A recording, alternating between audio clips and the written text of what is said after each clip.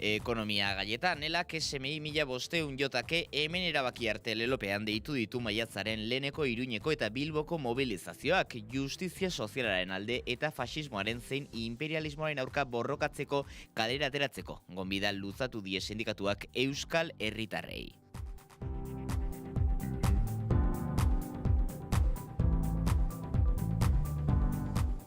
Bestalde, Maria Txibite Nafarroako lehendakaria Txinan da, bertan enpresari ezberdinekin elkartu da Nafarroako gobernuko ordezkaritza lankidetzan eta inbertsioan oinarritutako merkatua helburu. Eraikuntza enpresa handi batekin eta merkataritzaren sustapena egiten duen enpresa publikoarekin elkartu da azken orduetan.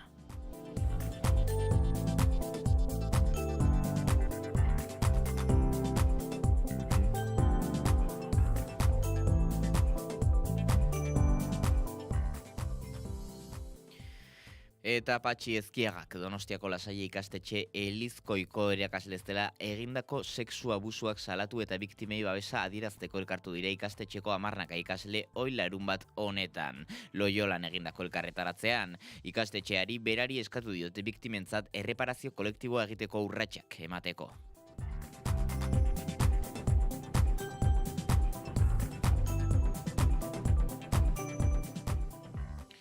Nazioartera begira, Leon Amalaugarrena aita santuari egindako kritikak ez ezik eta adimen artifiziala erabiliz Trumpek bere burua Vatikano buruarekin alderatu izanak polemika handia piztu du Ameriketako estatu batuetan, bereziki fededun katolikoen artean. Trumpen aurrean ez dela kikilduko erantzun dio Chicagon jaiotako aita santuak. Eguraldia eta trafikoa naiz irratian. Informazio praktikoari begira ez dugu aparteko gertakaririk nabarmentzeko Euskal Errepideetan lasaitasuna uneotan gaurko eguraldiaren berri Iker Ibarluzaren eskutik izango dugu bestalde. Eguraldiak egonkortzera egingo du astearte honetan. Goizean, hodeiak eta ostarteak tartekatuko dira lurralde osoan, hodeiak beti ere ugari gauak izango dira ipar partean, eta bertan ez da baztertu behar oraindik mendikontraren batean bereziki tantaren bat botatzea, hala ere euskeria izango da eta gehienean ateri utziko dio. Eta lurralderen hego isurialdean gainera, ostarte politak nagusituko dira. Arratsalde partean aldiz, pixkanaka mendebaldetik barrena, mendebaldean bereziki hodeiak ugaritu egingo dira, Bizkaian eta Araban, eta bertan, eta bereziki Araban, ez da baztertu behar azken orduetan euri zaparradatxoren bat botatzea, baina oso gutxi botako du eta leku gehienetan ateri ongo da. Aldiz gainantzeko lekuetan, Gipuzkoan, Nafarroan eta Ipar Euskal Herrian, hodeiak eta ostarteak eta eguraldi lasaia nagusituko dira. Haizeak goizean aldakorantzean joko du, baina tarteka kostaldean hego ukitu bat izango du eta hego isurialdean iparraldekoa, arratsaldean ipar haizea lurralde osora zabalduko da eta bolada zakarrak utziko ditu lurraldearen hegoaldean, temperatura minimoek behera ingo dute eta bereziki barnealdean temperaturak hotzak izango dira, minimoak 0 eta 10 gradu bitartean errendituko dira eta bereziki Nafarroan eta Nafarroa erdialdean eta Altu Xamar dauden lekuetan izotz puntu bat izango da. Maximok aldiz nabarmen gora ingo dute, Kantauriar isurialdean 16 eta 19 gradu bitartean joko dute goia eta hego isurialdean aldiz 14 eta 20 gradu bitartean temperatura maksimoetan freskoenak, Araba eta Nafarroa erdialdean neurtuko dira, altuenak aldiz Erriberan. Kultura eta hizkuntza politika sailak hizkuntza politikarako sailburu ordetzak diruz lagundua.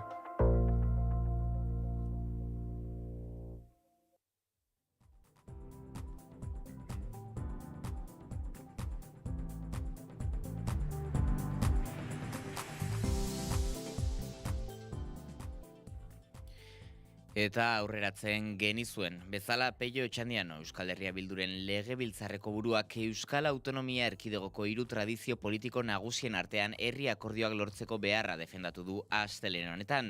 Inor baztertzeko politikarik gabe, baina bere taldearen oposizio papera ahaztu gabe. Peio Etxandiano, EH Bilduren legebiltzarreko buruak Bilbon egindako Europa Tribuna Euskadi Forumean parte hartu du astelehen honetan. Bertan, berak eta Arnaldo Otegi alderdiko idazkari nagusiak Euskal Autonomia Erkidegoko 3 tradizio politiko nagusien arteko herri akordioen beharra defendatu dute. Ordura arteko legegintzaldiaren balorazioa egin du Euskal Herria Bilduko legebiltzarkideak. Astebete barru 2 urte beteko dira Eusko Legebiltzarreko hauteskundeak egin zirenetik. Beraz, legealdiaren Ekuadorrera iritsi gara. Gerra testu inguruak eta bere ondorio sozioekonomiko lazgarriek markatutako unean, hain zuzen ere. Uste dut momentu egokia dela honako hau, legealdi hau ematen ari denari buruzko balorazioa egiteko eta Araban, Bizkaian eta Gipuzkoan herri gisa ditugun erronka sozioekonomikoi buruzko gure ikuspegia azaltzeko. Otxandianoren gogo eta multipolarra den mundu berri batean oinarritzen da, non zuzenbide internazionalak ez duen zeresanik eta ez jakintasun handia dagoen eraldaketa global bat ematen ari den testu inguruan. Debemos dirigir los esfuerzos a tratar de posicionar nuestro país ante el cambio de era.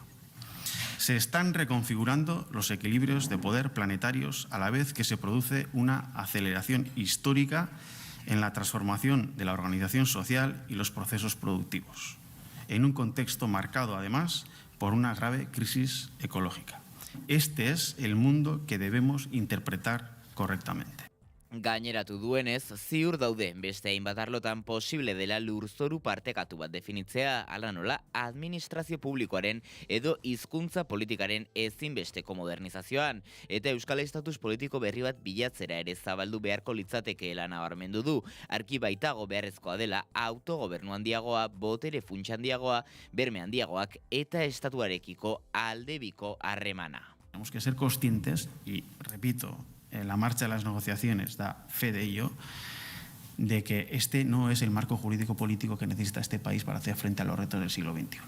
Necesitamos una relación bilateral efectiva con el Estado para que no pasen estas cosas, para que no vayamos a Madrid a negociar una transferencia y nos encontremos con la contraparte, o por lo menos el portavoz del Partido Socialista en Euskadi diciendo que lo que está pidiendo el gobierno vasco en Madrid es un imposible. Eta Alakoako lehendakaritzak hauteskunde galdeketa berria argitaratu du, abenduan bezala EAJari garaipena ematen diona, naiz eta aurreko inkestak 29 eserleku aurrekusten zizkion, eta orain 28 diren, bigarren indarra Euskal Herria Bildu izango litzateke berriro, eta 27 legebiltzarkide izango lituzke, orain dituen berberak eta aurreko lanean ere errepikatzen zirenak.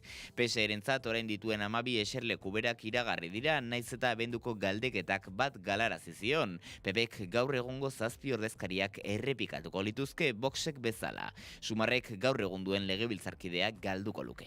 Lurraldeka, Araban, EAJak eta EH Bilduk 8 eserlekurekin berdinduko lukete, naiz eta jeltzaleek boto portzentajean abantaila izango luketen. Hirugarren indarra PSE litzateke eta laugarrena PP.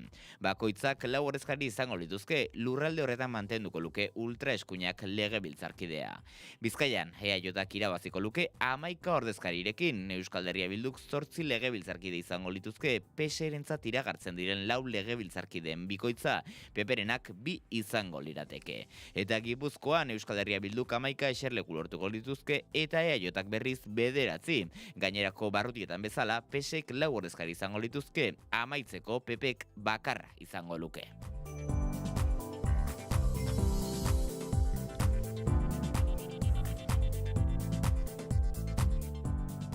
Eta politikaren arloan jarraitu behar dugu, Amaia Agirre ez da Getxoko alkatetzara aurkeztuko 2 legealdi eman ditu agintean Agirrek, eta 3 bat jauregiaren eraisketan izandako salaketek ziprizindu dute bere udal gobernua azken hilabeteotan. Ikerketa oraindik zabalik dago.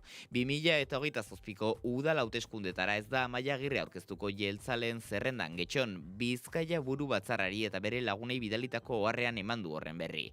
Legealdi honen amaierarekin bere zikloa itxitzat emango duela, esan du, ongi hausnartutako erabakia dela argudiatuz. Inigo Ansola Bizkai buru batzarreko EAJko presidenteak eskerroneko hitzak izan ditu Agirrerentzat, Getxon egin duen lanagatik. El Correok Irku Sansotegi jarriko duela EAJak Getxorako alkategai aurreratu du. 3 bat algortako jauregiaren eraisketagatik zalaparta handia izan da, 1855ean eraikitako jauregiak babes berezia zuen, baina udal gobernuko EAJko bizinegotzi parte ziren kooperatiba batek ura eraitsi eta luxuzko etxebizitzak egiteko baimena lortu zuen.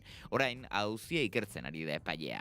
Amaia Agirre Kartea eta Sestaoko gaur egungo alkatek egindakoa egin du, alegia iragarri ez direla aurkeztuko datozen hauteskundetara.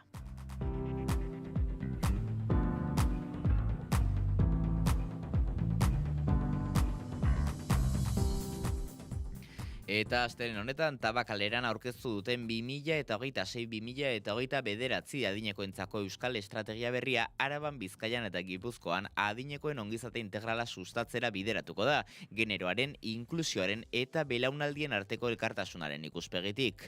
Adineko pertsonak, erakunde publikoak, hirugarren sektore soziala eta adituak inplikatu dituen partaidetza prozesu batean oinarritzen da.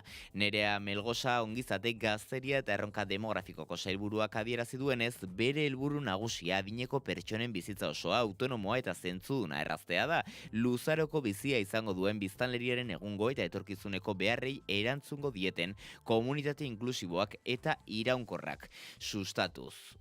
Pasaden estrategietan hartzen genuen helburu nagusia zen soziosanitarioetan, ez? Oraintxe bertan gai hori aldatu da eta guretzako garrantzitsuena da jabetasuna. Nola diren gure helduak eta gure nagusiak nora jabetasun hori eraman behar dituzten bere egoera, bizitza egoera guztiari, ez? Eta horretarako gizarte emozionala oso garrantzitsua izango da, osasuna baita ere kultura eta baita ere kirola, ez? Demografia joerek adierazten dutenez, biztanleriaren 25,4 65 urte edo gehiago ditu, eta 100 urteko pertsonen kopurua nabarmen handituko da, 2028-rako. Eustaten azken datuen arabera, bizi itxaropena handitu eginda herrialde horietan, emakumeena 97 urtera arte, eta gizonena 91,7 urtera arte. Estrategia berriak 16 trakzio proiektu bilduko ditu, ekimen berriak eta jarraitasunekoak kombinatzen dituztenak, adinekoen parte hartze aktibo handiarekin. Betion zerbitzuak 97.000 erabiltzaile baino gehiago ditu dagoeneko, datozen urteetan telelaguntza prediktiboko bide berrietan aurrera egingo da, monetarizazio adimentsuez intrusiboan oinarrituta mugimendu sentsoreen ateak irekitzearen edo etxeko urretargi kontsumoaren bidez, pertsonak botoirik sakatu behar ez duenean.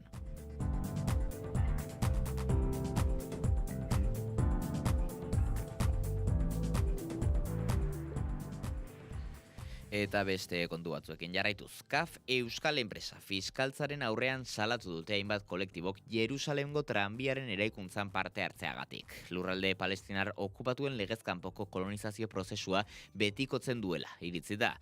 Salaketa jarri duten kolektiboek diotenez, Espainiar zigorkodean ezarritakoaren arabera egotzi diote palestinar lurraldeen okupazioaren babesle izatea CAFi. Gernika 37 zentre kolektiboan bildu dira hainbat eragile salaketa aurkezteko, tartean Komunitat Palestina de Catalunya, kausa arabiarrarekiko Kataluniako elkartasun batzordea.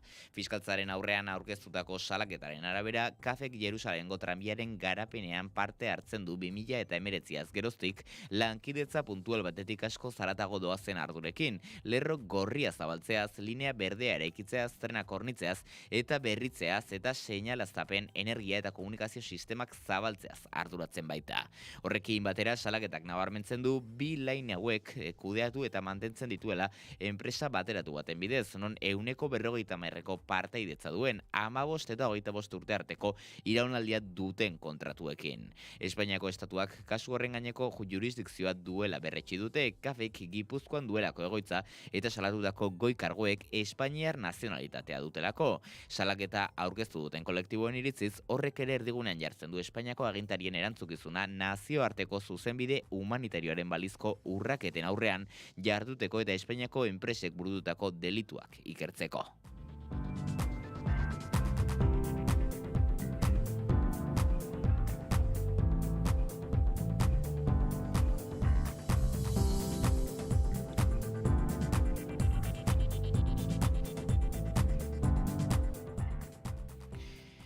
Bestalde, Patxi Ezkiagak Donostiako Lasai Gaztetxe Elizkoiko irakasle zela egindako sexu abusuak salatu eta biktimei babesa adierazteko elkartu dira ikastetxeko 10 ikasleoi larunbat honetan Loiolan. Ikastetxeari berari eskatu diote biktimentzat erreparazio kolektiboa egiteko urratsak emateko. Malen Frantsesera. Irudi indartsua eta mezu argia. Gu biktimekin. Eta Lasaie?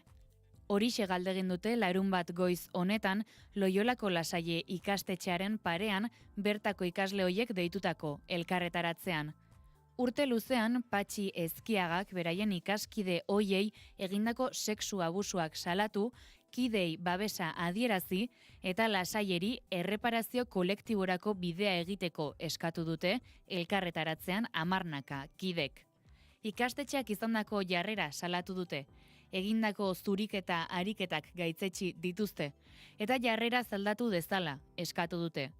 Azken 2 urtetan, 26 emakumek salatu dute haurrak edo gaztetxoak zirenean Ezkiagak Donostiako Lasalle eskolako irakasle zela sexu abusuak egin zizkiela. 10 auzokide elkartu dira Loiolan, Lasaieko ikasle ohiak asko, baita egungo langile eta irakasle bat edo beste ere.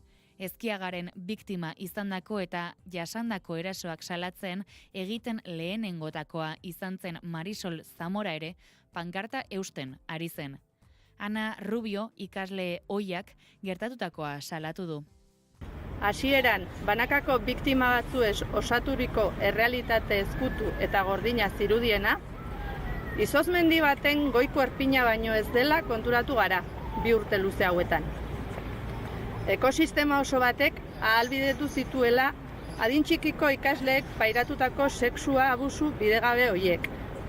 Gu geu, haurretan erabe, guzti horren lekuko izan ginen. Ikasle hoien talde bat biktimei babesa ematen ahalegindu dela azken urteetan gaineratu dute, baina Donostiako Lasaiek abusuak zeudela aitortu arren ezezkoa eman dio babeserako, egiarako eta erreparazio kolektiborako bideari deitoratu dute. Eta gehitu ez diotela beraiek, arartekoak baizik. Horregatik 4 aldarri plazaratu dituzte larunbateko elkarretaratzean. Bat, pitzadurari gabeko babesa eskaintzen diogu gure ikaskideoi biktimei. Adin txikiak zirelarik, babestu behar zituztenengandik jasotako sexu abusu bidegabeak.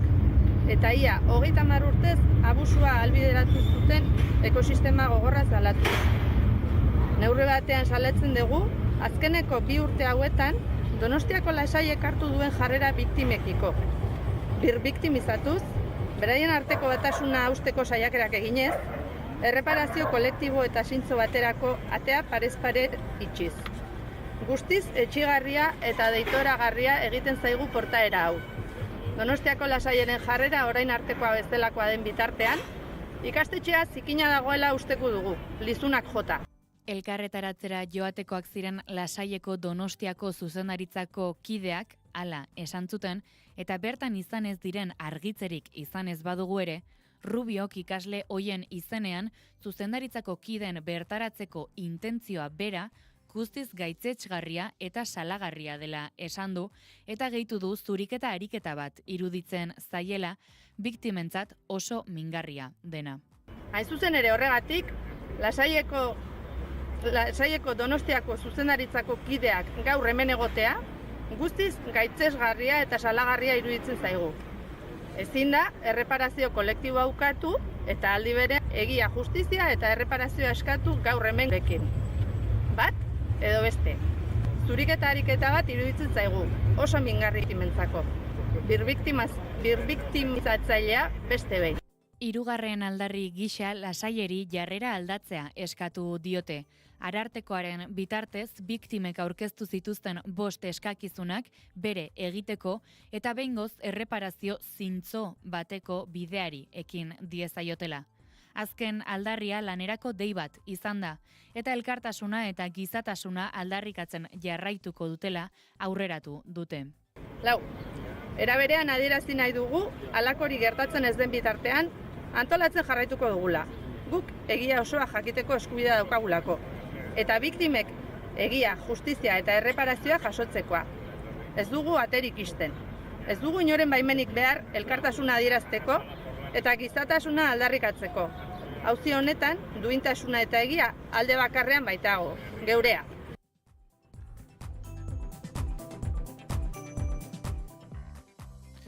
Bestalde, Donostiako udaleko ordezkari politiko guztiek bat egin dute Lakuako gobernuari aieten institutu publiko bat eraikitzeko eskarian. Proposamena sustatu duten eragileek auzoan euskararen sustapena eta elkarbizitza hobetuko dituela uste dute.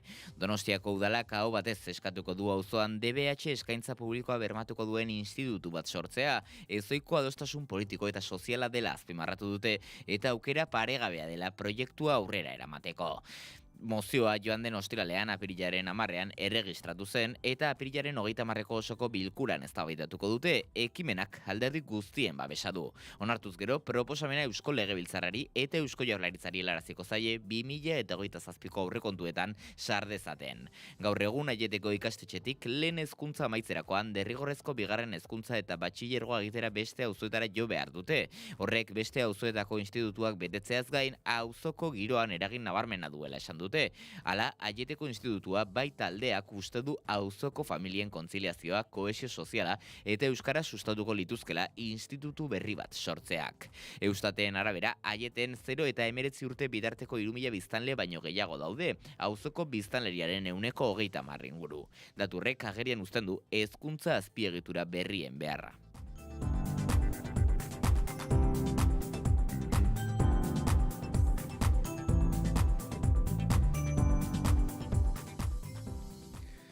Eta Osakidetzako lehen mailako arretako errehabilitazio zerbitzuak saio presentzialak eta online saioak kombinatuko ditu datorren astetik aurrera eta pazienteek etxetik jarraitu ahal izango dute tratamenduarekiko atxikipen handiagoa lortzeko. Proiektu piloto hori apirilaren 20an datorren astelenean hasiko da Gasteizko sailburua Zabalgana eta Aran Bizkarra bi osasun zentroetan Lepoko, Sorbaldako eta Bizkarreko mina duten pazienteekin. Emaitzek oinarriak ezarriko dituzte telerehabilitazio eredu hori Osakidetzako lehen mailako atentzioko sare osora pixkanaka zabaltzeko. Gaur egun paziente horiek taldeko 12 saio presentzial jasotzen dituzte 6 eta 8 asteko epean eta suspertzeko, indartzeko edo mina kontrolatzeko ariketak lantzen dituzte. Hala ere, kasu askotan terapia horiek kontzentratu edo laburtu egin behar dira erabiltzaileak ez duelako bateragarritasunik bere eguneroko ardura eta zereginekin, Osakidetzak ohar batean azaldu duenez. Eredu hibrido berri horrek 8 saio presentzial eta 6 saio telematiko kombinatuko ditu 8 asteko tratamenduan zehar eta horri esker plan terapeutiko optimoa eroso eta moldakorra osatu ahal izango da fisioterapeuten jarraipen profesionalarekin.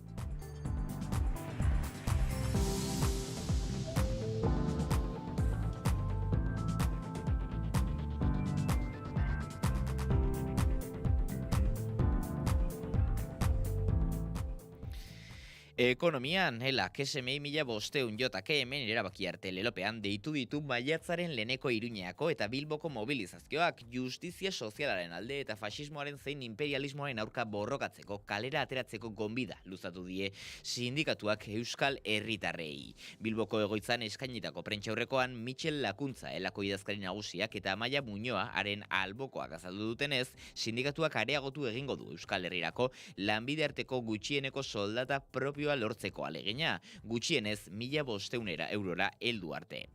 Zehaztu dute maiatzaren lehena bide horretan mugarria izango dela. Adierazi dute elaren eta milaka militanteren egin beharra dela geroz eta basatiago den kapitalismoaren ondorioei aurre egitea.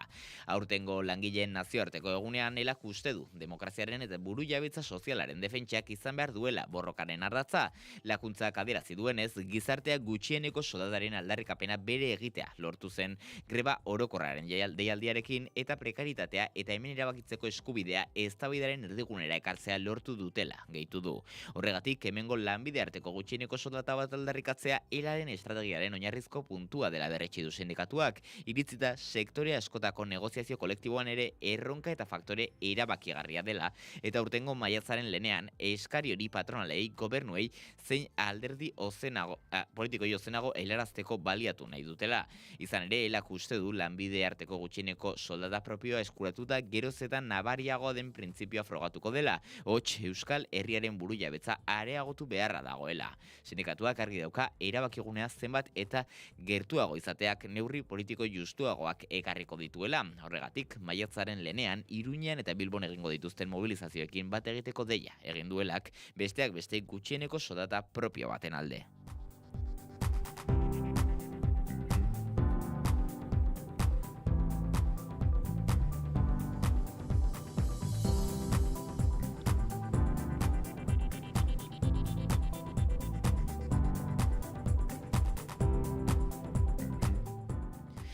Eta nazioartera begira, Leon XIV aita santuari egindako kritikak ezezik eta adimen artifiziala erabiliz Trumpek bere burua Vatikano buruarekin alderatu izanak polemika handia piztu du Ameriketako Estatu Batuetan, bereziki fededun katolikoen artean. Trumpen aurrean ez dela kikilduko, erantzun dio Chicagon jaiotako aita santuak. Donald Trumpek bere burua Jesukristorekin parekatu eta aita santuaren kontra egindu, egun bakar batean. I think he's very weak on crime and other things, so I'm not. I mean, he went public. I'm just responding to Pope Leo. And his brother is a big MAGA person, and he's a great guy, Louis. Leon XIV aita santua delinkuentzia arloan ahula eta kanpo politikan oso ahul jokatzen ari dela esan du hedabideen aurrean Trumpek eta bere anaia Lewis nahiago duela MAGA mugimenduko kidea delako. Ondoren Trumpek adimen artifizialak sortutako irudi bat zabaldu zuen. Bertan bera Jesukristo balitz bezala agertzen zen, kapa gorri batekin eta itxuraz gaixo bat sendatzen. Ameriketako Estatu Batuetako bandera bi arranoegan eta soldaduak ere ageri dira aingeru gisa zeruan. Ameriketako Estatu Batuetako hainbat eraikin eta monumentu ikonikoz gain. Trumpen administrazioari ez diola beldurrik, erantzun dio Robert Prebostek, alegia Leon XIV aita santuak eta evangelioaren mezua ozen aldarrikatzeari eutsi diola.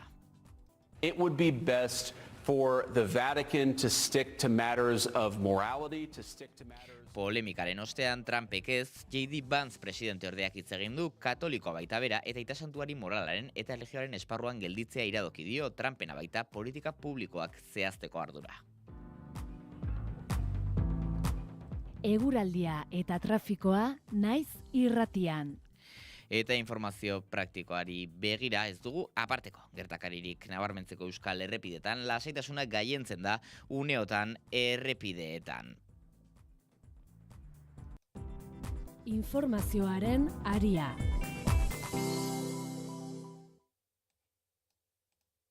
Naiz irratia.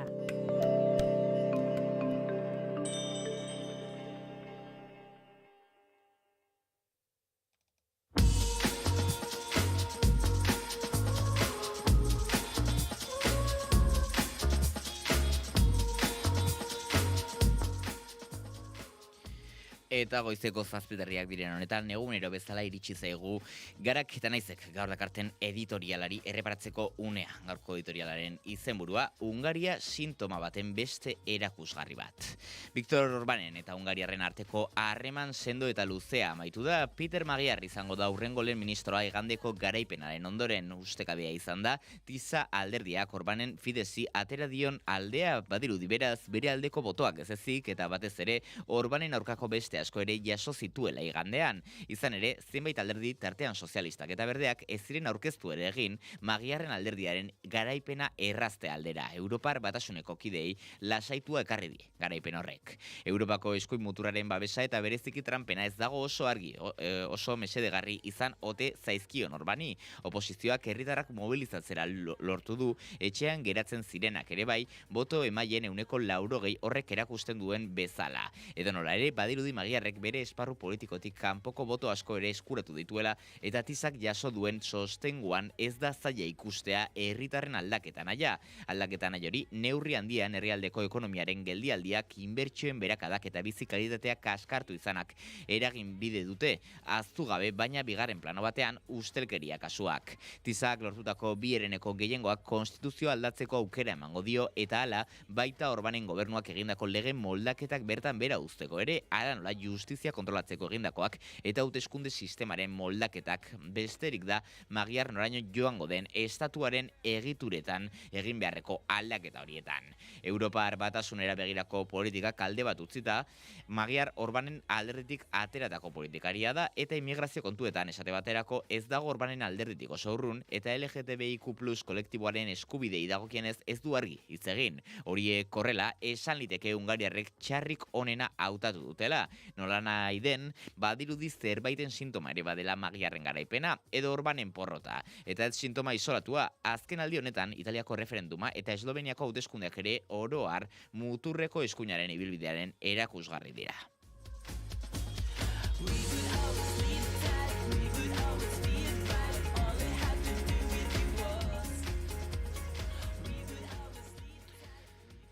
Eta editoriala entzun ostean, iritsi zaigu gure inguruko azalei, egunkarien azalei, erreparatzeko unea ere, eta etxerik hasiko gara. Egunero egiten dugun bezala. Garak gaur dakarren lerroburua, Otxandianok herrialdearentzako akordio handientzako oinarriak daudela iritzi du da. Irudi nagusian Peter Magyar, Hungariako parlamenturako hauteskunden irabazlea ageri da. Berriaren titularrak nazioarteari erreparatu dio, Ameriketako Estatu Batuek eta Iranek aurkako presioan ditu dute portuen blokeoa indarrean ezarrita. Irudian Garak egin duen bezala, Peter Magyar ageri da atzo Budapesten egindako agerraldian.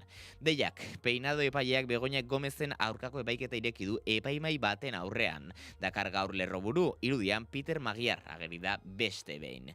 Noticias de Gipuzkoakek nabarmendutako albistea, soziometroak Pradales berresten du bere legegintzaldiaren erdian da.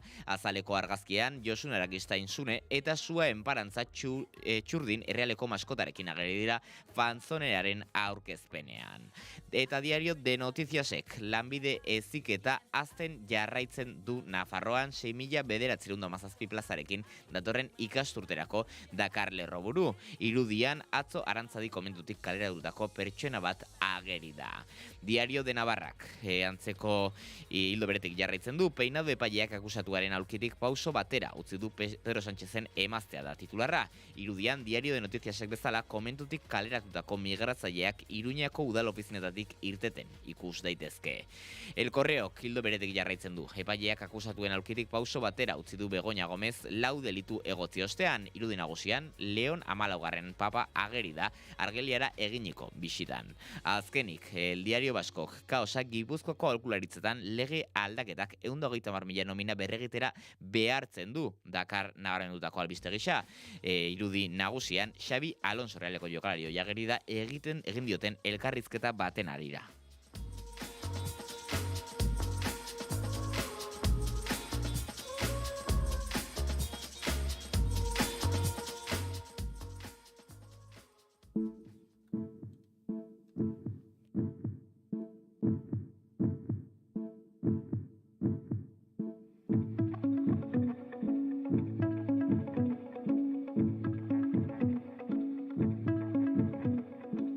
Esta naranja se pudre por dentro, le salen cruces y da mucha lástima.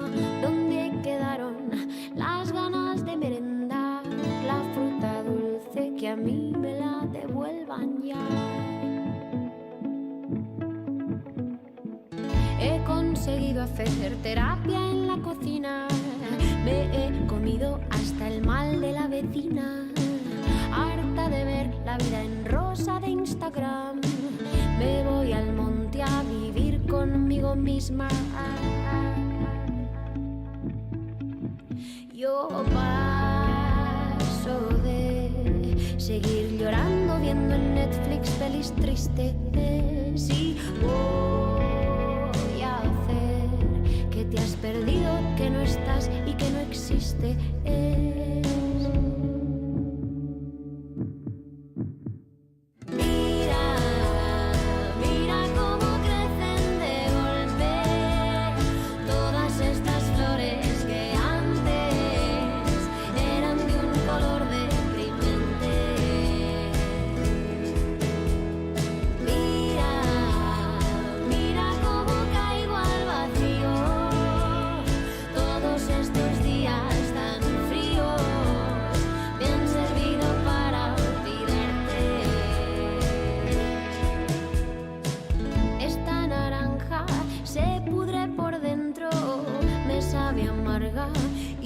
Pone triste.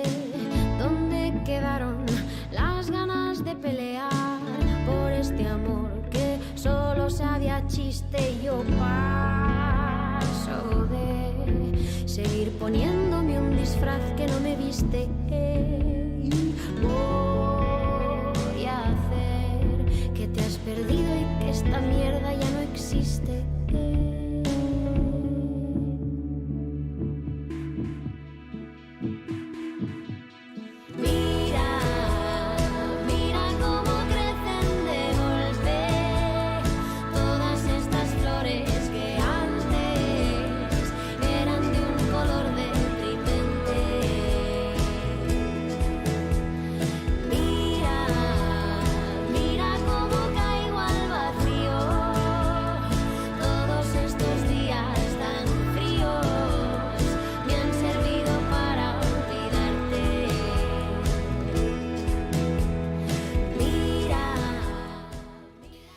Egun honen zuleok eta goizeko 8:20 gutxi emateko diren honetan iritsi zaigu tertuliaren unea, baino tertuliari hasiera eman aurretik ere iritsi zaigu Iker Gurrutxaga lankideak gaurkoan ekarri digun kantua entzuteko unea ere. Aurrera. Egun hon ekipo, egun hon entzule, horretiko duze arrasastuka naizela. Eta kontua da, autoko gurpila zulatu zaidan ez, autobusa harrapatu behar dudala, eta autobusa harrapatzeko, aldapa gora, eta hori guztia. Horregatik, zera gaur simpleki, aldapan gora, untzarena, gaurko kantua. Egun honezan.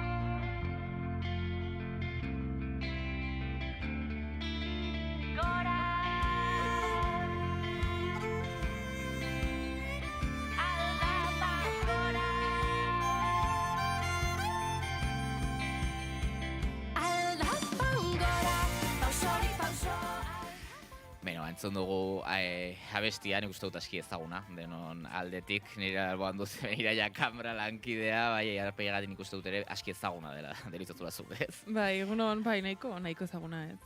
Egia da, grazis iruditu zait egin duen lotura, aldapa bat igotzen ari zenez, aldapan gora jarri du. Baina nik uste bai, korra izatea dela hori ere, ez? Kontatu digu arrupiaren pintxazoarena, baina gira, abestia gualaia da ere pixka bat, Hombre, maitetik bilatu beharko da positibismo hori ez. Ezakit nik nioke positibismo bilatuko, esan gurpila zulatzeari. Bueno, oraingoz zei gaude, Zaloa Badiola, lankidearen zei gaude ere, baina hasi beharko dugu tertuliarekin, eta nik badaki gaur bitxikeria bat ekarri guztula gaurkoan, ez da, Iraia? Bai, gauza izan da, ezagit horrelako gauzak unkitzen naute, baina aldi berean grazia egiten didate, ze gauza izan da Dublineko aireportuko Instagrama azken egunetan viral bihurtu dela, loro bat galdu delako eta bere jabea aurkitzea egin duterako. Hau da, egun hauetan Dublineko aireportuaren Instagrama izan da loraren jabea bilatzeko. Orain izan duzula, zalantza nik uste duen adeantziz zela, aipatu didazunean aurretik. Jabea zegoela loroaren loroa galdua, eta daude loroaren jabearen bila. Bai. Aurkitu dute, Aurkitu dute. Bai.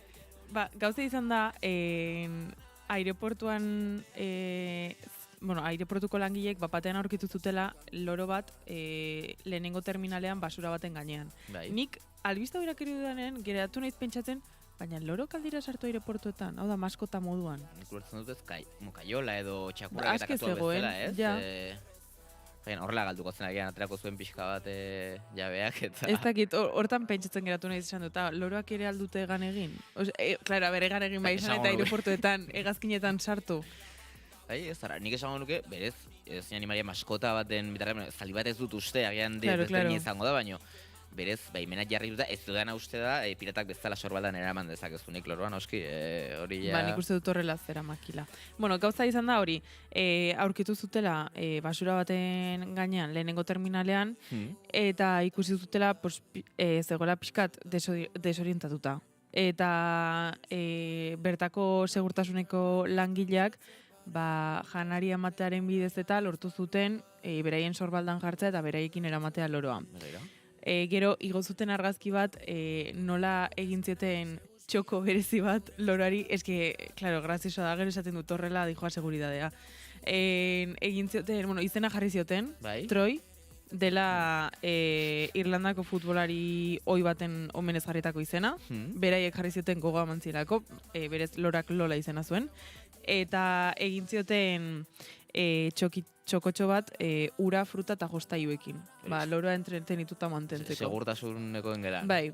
Zuten asko begilatu gorduan, ez? Loroari begira denak. Bai, horregatik esate dizut horrela dijoa segurtasuna. Beraien astea izan zen Instagramen igotzea loro bat galdu zela, loraren edukia igotzea, eta loroa zaintzea. Hori izan da beraien asteko lana. Eta, bien bitartean Instagramen zabaldu zuten, jabea aurkitzeko, norbaitena zen, eta bar. Eta albaitari bat eraman zuten bertara, ikusteko emea edo arra zen, ikustuten emea zela, eta esan zuten horrek dena erreisten zuela, bilaketa prozesuan, ez galdetu zergatik, nik lori buruz ez dut asko ulertzen. Eta azkenean, egun batzuk ondoren, Instagramen izan zuen biralidadeagatik aurkitu zuten jabea, eta berarekin eraman zuten. Eta gainera, grazioso izan da irakurri duarako ez dela lehenengo aldia Dublineko aireportuan hau gertatzen dela. Beste behin gertatu zen Hugo izeneko beste loro batekin, antzeko zerbait gertatu zen, eta Dublineko aireportuko segurtasuneko kideak ere, Instagramen zabaldu zuten, berdina egin zioten eta aurkitu zuten bere jabea, beraz, ez dakit, aireportetako anekdotak izango dira, edo, Dublineko aireportukoak. Zalantza asko dut buturura. Bai, nire ere. Lehenengo zalantza izango zen, loroak laguntza eskatzen zuen, hitz egiten zuen horietako bat zen, ala... Ez dakit. Hori, ez dakit, adibidez, badakit, bigarren kasu honetan, esan dut ez dela lehenengo aldia, Hugo izeneko loroarekin, bai eukizuten elkarrizketa bat, jakintzutelako nortzen bere jabea loroak Eslovakiera hitz egiten zuelako. Begira! Hori bezke, kriston bitxikeria iruditzen.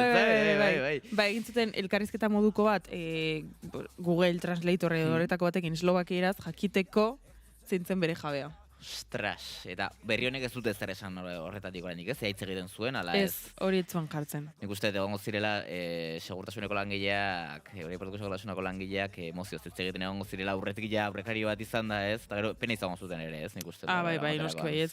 Nik argazkiak ikusi ditut eta denak zuen pozik loroarekin. Ume txikia bezala, ez? Bai. Ilusioz beteta. Bai, nahiko kuriosoa, baina bueno. Ez, bitxia egiten zait, eta gainera egiten zait, biak Dublinen pasa izana, eta araro egiten zait ere, berez, jabeak, egunak pasa izana, ez, jabea loroaren bila joateko. Bai, hori ere. Egunero zoaz aireportu batera, edo, ez egiteko nun aztu duzun, loroa. Eta momentuan ez zara konturatu loroa galdu duzula. Esamar nuen, Ze justo loroa bada, normalean sorbalda gainean eramaten duten zerbait. Orduan, nahiz eta esan, ezakit zutxakur batekin, edo katu batekin, edo bideiatzen ari bazara, ezakit, gainera, eske, hori, bai da, zalantza, nahi ustut bidukagula, behiratu beharko dugu hori, baina, ea, loroa benetan abioian sartuta, baino, sorbaldan ere banda, nik ez dut ustera manda daiteken. Ez, nik uste, hegazkin barruan ez, baina aeroportuan zehar behar bada bai, ze txakurrak pentsatzen dut, ez ez dut inoiz ikusi aeroportu batean txakur bat. Nik txakurrik ez daukat, baino... Nik bai, baina ez nuke jakingo nola... Eta ez dut ezagunik ere zinez bideiatu duenik, txakurrarekin, baino nik ezagunik ez dakit, agian filmetan etorrela ikusi dugulako, nik uste lotuta, ez? Kutsatxo baten barruan. Bai, hori hegazkin barruan, bai, baina aeroportuan zehar nik uste dut lotuta doazela, ez? Ez dakit, baina, bueno, begira, Zaloa Badiola esan dit Joarrek, lankidea, egunon, hemen ditugula gian berak aldigu argitu. Zalantzari ez dakit harrapatu gaituzun eta bakizun zertaz ari garen, baina bestela aurreratuko dizugu pixka bat ere, azalduko dizugu. Bai, egunon, bueno, barkatuko didazu, gaur pixkat berandu iritsi nahi, zena goituta normalean ordu hauetan errepidean ibiltzen, normalean goizago ibiltzen naizelako, gaur kotxeak topatu ditut, sorpresa, eta ez nuen uste hainbeste tardatuko nuenik. Hori esan da, bai jarri dazue apur bat testu inguruan, ez dudalako ezer ere entzun. Berandu duzara, ideiak azkarrazkaren gaur betxo bat. Gauza izan da, ekarri duela bitxikeri bat dela aurkitu zutela galdutako loro bat Dublinen aireportuan, eta astebeten zehar Dublineko aireportuko segurtasunekoak egon dira loroa zaintzen, loroarekin jabea aurkitu arte, aurkitu dute jabea, loroaren jabea, eta ez da Dublineko aireportuan gertatzen den lehen aldia. Aipatu dugu ere beste kasu bat egon zela Hugo izeneko loro batekin, eta honen kasuan adibidez jakin zuten bere jabea zeintzen, loroak eslovako hitz egiten zuelako eta horrela komunikatu ziren. Bai. Ze graziosoa. Eta orduan zer ari zineten, edo zein da galdera. Nola galdu daiteken ez zer pentsatzen nahi dut. Txakur bat edo katu bat, adibidez ideiatzen duenean, joten dira kutsatxo horietan, ez dakit kaiola txorietan... Eta joaten dira bodegan. Hori da. Begira aurkitut, loroak ez dira bodegan joaten dira kabina, hau da, pertsonarekin, eta izan behar du transportin bat, txikia, eta... Normalen gazkinetan eramaten digutugu motxilak eserleko azpian. Hor kabitu behar du. Bale. Horri izan daiteke ere, edo jaubeari pena handia eman diola eta utzi duela aske pentsatuta bueltatuko zela edo bere txera edo nadalakoa, edo oso inteligenteak dira loroak, Bai, hori bai. Eta oso erin ikasten dute. Agian zabaldu du bere kabuz kaiola eta ez dakit, baina graziosoa da. Eta graziosoa da ere, da txorrada bate, baina guk agian ohituta gaude loroak euskaraz edo gaztelera zentzuten, baina, klaro, imaginatzen dut, Frantzian frantzesez, italianos egingo dutela, eta Eslovakian, txekos, ez? Bai. Hori bai. Arraro izango zen Eslovakian japonieraz egitea, ez? Claro, bai. Agian badaude, elebidunak edo hizkuntza baino gehiago hitz egiten dituzten loroak, ez dakigu. Bai, nola zen, TikToken famatu egin zen loroa, Maritxu ez, no? Ai, bai, ez dakit nola zen bere izena baina bai. Ez dakit zertxu? Berritxu. Joarrik, esan digu. Berritxu loroa. Bueno, nik esan eukiko nuke loro bat, zuek ez dakit? Nik ez. Nik ondo pasako nuke. Itzak erakutsiko nizkioke, ez dakit? Zer nahiagoko zenuke? Abioi batean, imagina, oporretan zoaz, eta hartu behar duzu 2 orduko hegaldi bat. Ume bat negarrez edo lore bat hitz egiten. Ume bat negarrez. Ez dakit, nik loro bat. Nik loro ere. Benetan? Bai. Ai, nik umea. Eta esperoko nuke gainera ez eukitzea tope hori duten esaten dute, hitzko puru bat asko jota, batez besteko bat dagoela, baina ezin dituztela denak ikasi, baina gaina joan nintzen hitzak erakusten. Ez dauka dudarik. Pixka gaiztoa izango nintzen ni loroarekin, baina gero bere jabeak ikasteko. Begira, Bilabonan dago loro bat, nahiko herri zentroan, balkoian izaten dute eta balkoiak kalera ematen du, eta pasatzen zaren guztietan egiten du txakurraren zaunka, oso ondo egiten duela gainera, edo egiten dizu txistu. Begira. Txide egon grazia asko egia esan. Nigo goratzen dut txikitan nire lehen guztuak beste aldetik ez dutela loro bat baserrian, eta nire lehen guztuak zan pixka gaiztua izan, eta kaiola mugutzen zion da horrela. Eta gazteleraz, baina loroak esaten zuen, Pepe laguntza, oza, Aitonaren izena esaten zuen, laguntza eskatu. Hor geratu nintzen, esan, ez dut inoiz aztu hori, eta anaiak eta biok beti komentatzen dugu, baserria junginan egun hartan, ikusi genuenan, lora laguntza eskatzen, hor konturatu ginen, animali hauek uste baino bizkorragoa dira, bai, guztiz. Bai. Eta Nik loroa ere bai. Gertatzen dena da, bai, ikusten ditudanean umeak, ez dakit, badaude ume negarrak eta negarrak, ez? Batzu dira, ikusten duzu min daukatela, askotan kolikoak izaten dituzte, edo goxe, edo... Beste batzutan dira rabieta hutsak. Eta horrelakoetan, gurasoek ematen didate pena bat, umeek ez. Umeak egizazu negar pasako zaizu. Baina, gurasoek, imaginatu. Nolako agoia jarri zaitezte gurasoen papelean, abioi batean, mundu guztia duzu begira. Eta zure umea hor dago, aspertuta dagoelako, negar eta... Bai, beraientzako izaten dut trago txarra. Bai. Nei lotxe diamangoliak egesan. Horregatik nahiago dut doroa. Zer mostatuko lizuke gehiago? Negarrek edo loro bat tontakeriak esaten? Uste, negarrek gehiago mostatuko ziatela. Nire ere bai. Ni oso umezalea naiz orduan nahiago ditut. Umezalea bestea, negar kasketa zalea bestea. Ez, klaro ez, baina umeari begira egongo nintzateke. Ikusten baduzu. Bani gurasoei, iraia umeari horrela pena arpegia zeire eta ni gurasoei, jo. Sentitzen dut. Baina begira hori, pena horpegiarekin o malaletxe horpegiak impresio emateko. Ez, pena.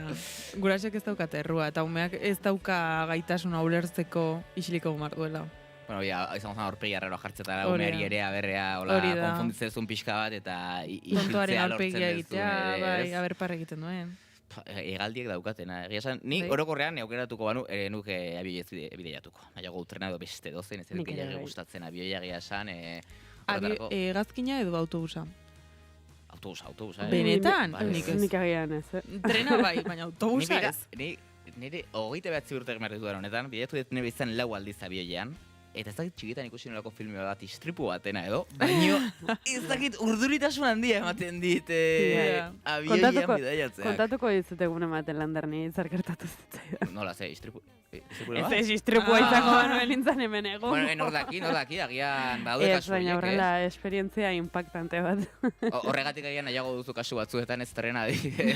Bai, edo kotxea. Eta egia esan asko zarriskutsuagoa da kotxea gazkina baino, baina bai. Mareatzen zarete? Bai. Autobusean eta... Bai, nik oan ja ez, baina biodora hori da, autobusa ezartzearen arrazoi nagusietako bat. Hilen enintzen mareatzen. Pasadut bizi guztia, Lekeitiotik Bilbora, Bilbotik Lekeitiera, eta txikitan inoizen naiz mareatu, itxasoan ere ez, zero. Baina orain mareatzen naiz autobusean. Ostras. Bai, ez dakit zergaitik. Bueno, bai, ohitu nazelako kotxea, eta gainera ohitu naz kotxean nik gidatzen. Ni normalean txikitatik mareatu izan naiz oso erreix, eta gainera Bilaunatik Donostira.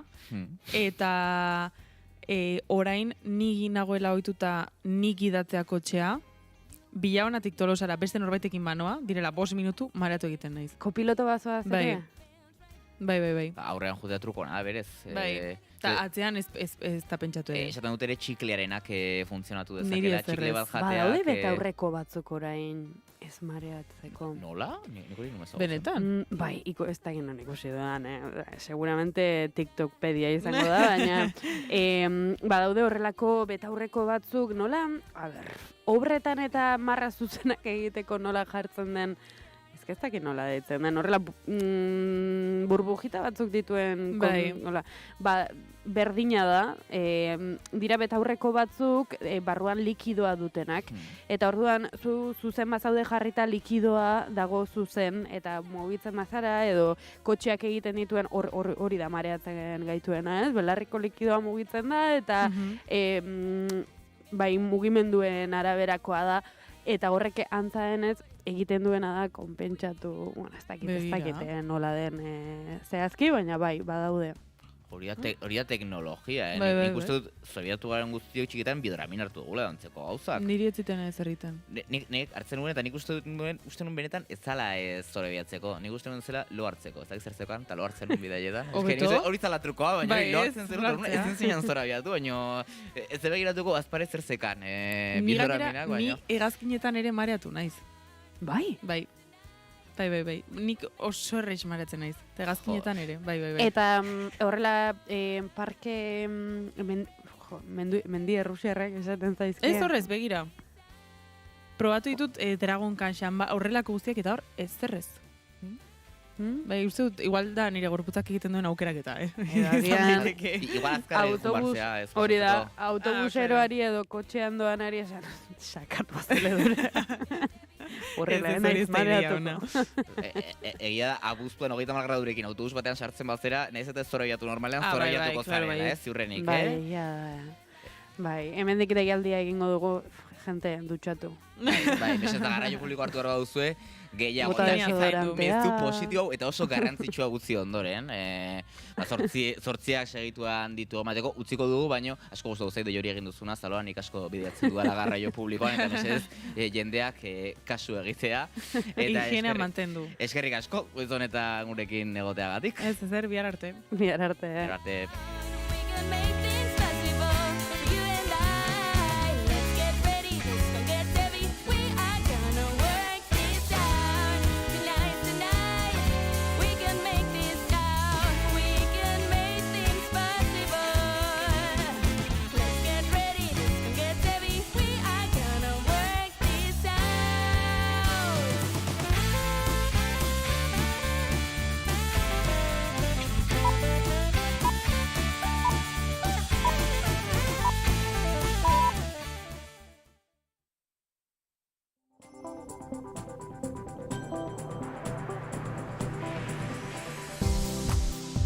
Informazioaren aria, naiz irratian, Egoi Belategi. Goizako 8:00 egunon Euskal Herria, ongi etorri informazioaren ariaren lehen ediziora naiz irratian zaudete, asteartea dugu, apirilak 14, gaurko egunez 1931 aldarrikatu zen Eibarren Espainiako bigarren errepublika.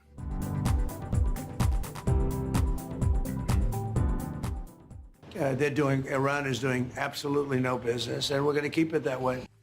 Ordu gutxian, Hormuzeko itsasartean blokeo propioa ezarri duela berretsi du Donald Trumpek, itsasartea zeharkatzeagatik Irani ordaintzen dioten ontziak mehatxatu ditu eta aldi berean Errepublika Islamikoarekin negoziazioak berreskuratu daitezkela iradoki du. Attention all vessels, attention all vessels, attention all vessels in Oman Sea. This is Iranian Sepah Navy. If you see any warship in your vicinity, keep a distance more than 10 miles from... Eta Iranek berehala erantzun du Estatu Batuetako armadari ekintza piratak burutzea leporatuz eta bere mehatxu propioak eginez herrialde horretako gerra ontziei edota itsasartea bidesaririk ordaindu gabe zeharkatzen duten petrolio ontziei mehatxu eginez zehazki.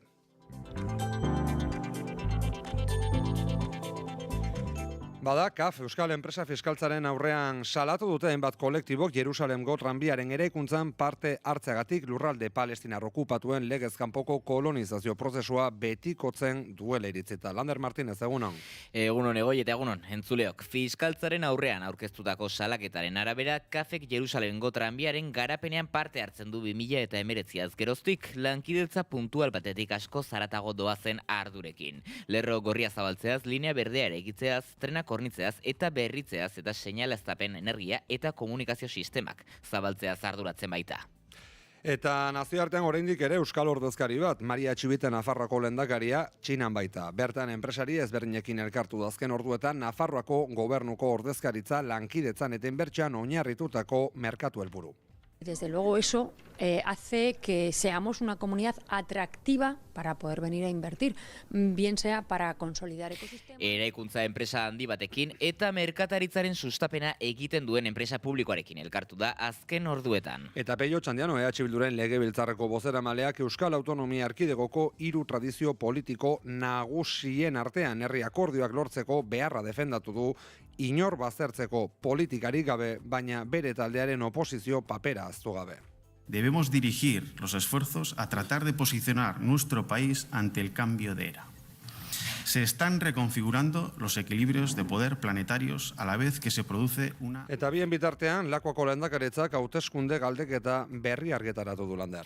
Eta abenduan bezala EAJari garaipena ematen dio, naiz eta aurreko inkestak 29 eserleku aurreikusten zizkion, eta orain 28 diren. Bigarren indarra Euskal Herria Bildu izango litzateke berriro, eta 27 legebiltzarkide izango lituzke, orain dituen berberak eta aurreko lanean ere errepikatzen zirenak.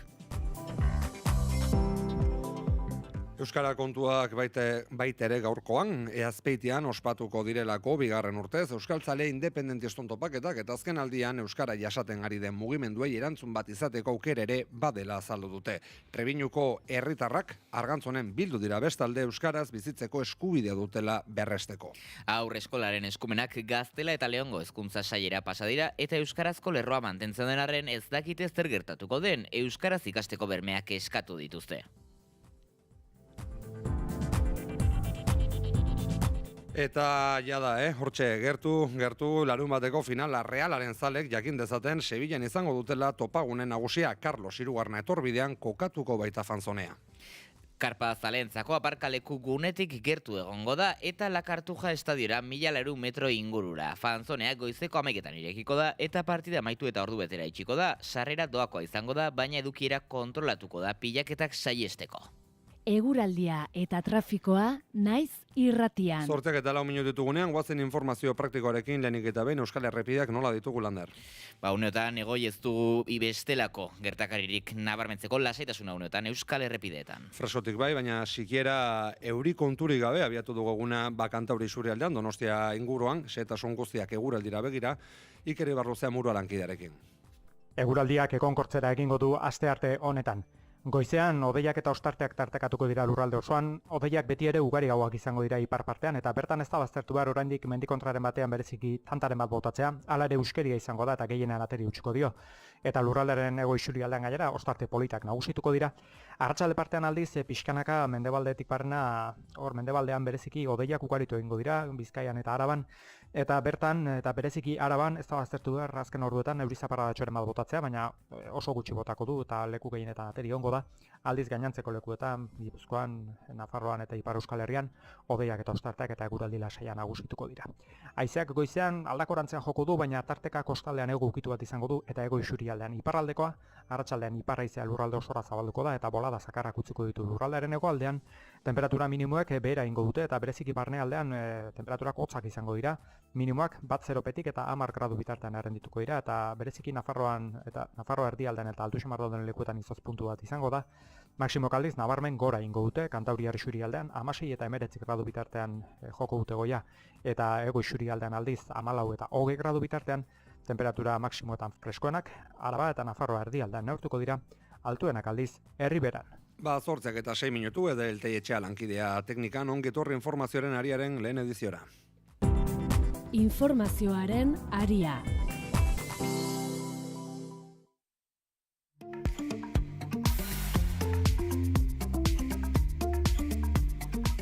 Eta sarrerakoan nabarmendu ez dugun arren aurreratzen dizuegu entzuleok gaurko arreta gune nagusietako bat, Hiriburun izango dugu asteburuko albistea daukagulako zalantzarik gabe elkargoak, ezker abertzaleko lehendakaria izango duela, badakigu Alen Iriart izango dela elkargoko buru berria, horren aurretik Hiriburuko auzapez izateagatik ere ezagutzen dugu, eta Hiriburun bertan egingo dugu goizeko 9 eta 10 aurrera, elkarrez eta Alen Iriartekin, elkargoko buru berriarekin, elkarrez eta egitea arduratuko dena, pegileku hona lankide izango dena, egunon pegi.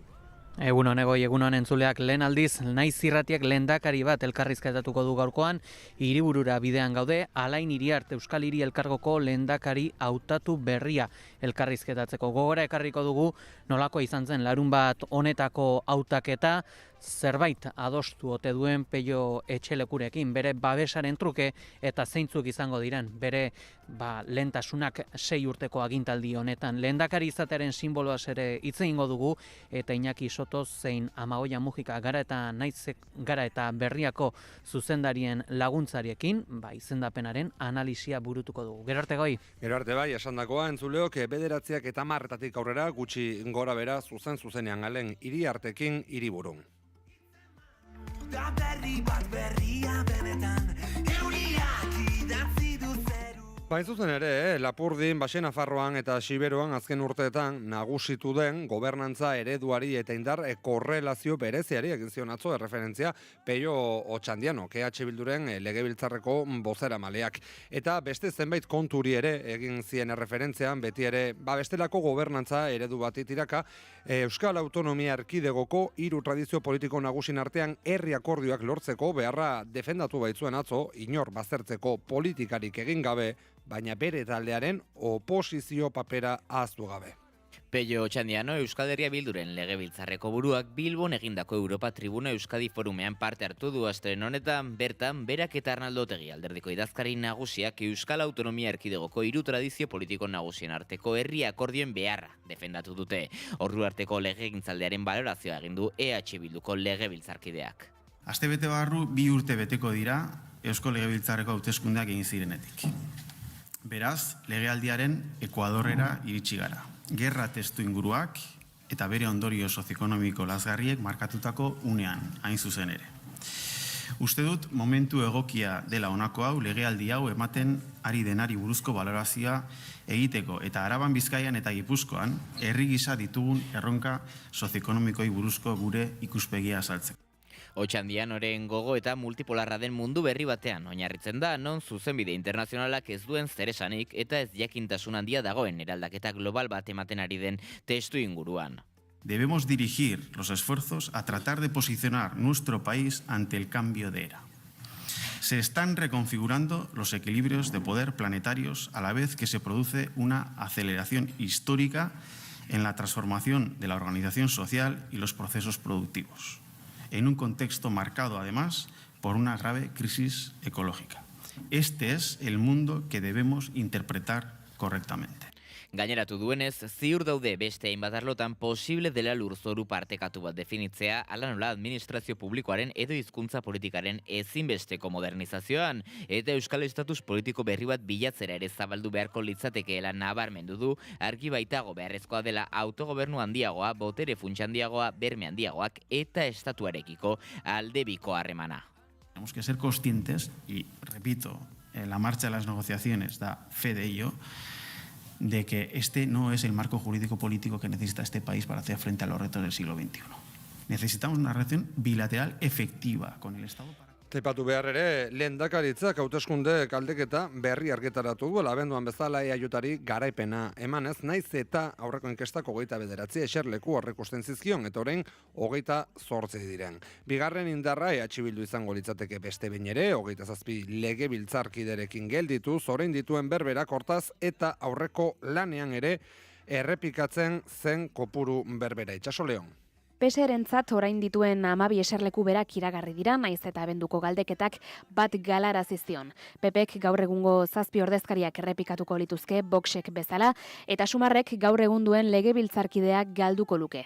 Lurraldeka Araban EAJak eta EH Bilduk 8 eserlekurekin berdinduko luketen, naiz eta jeltzaleek boto portzentajean abantaila izango luketen, 3. indarra PSE litzateke eta 4. PP. Bakoitzak 4 ordezkari izango lituzke. Lurralde horretan mantenduko luke ultraeskuinak legebiltzarkidea. Bizkaian EAJak irabaziko luke 11 ordezkarirekin, EH Bilduk 8 legebiltzarkide izango lituzke, PSerentzat iragartzen diren 4 legebiltzarkideen bikoitza, PPrenak 2 izango lirateke. Eta Gipuzkoan EH Bilduk 11 eserleku lortuko lituzke eta EAJak berriz 9.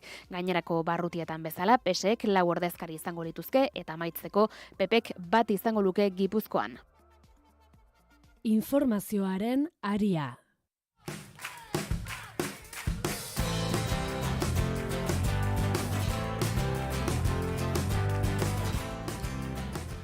Goizeko 8:10 minutu eta aldaketan gehiago EAJaren baitan. Amaia Agirre ez baita Getxoko alkatetzara aurkeztuko berriz ere. 2 legealdi eman ditu agintean Agirrek eta 3 bat jauregiaren ereisketan izandako salaketek zipristindu dute bere udal gobernua azken hilabeteotan. Gogora ekartzea ikerketa zabalik dutela uneotan.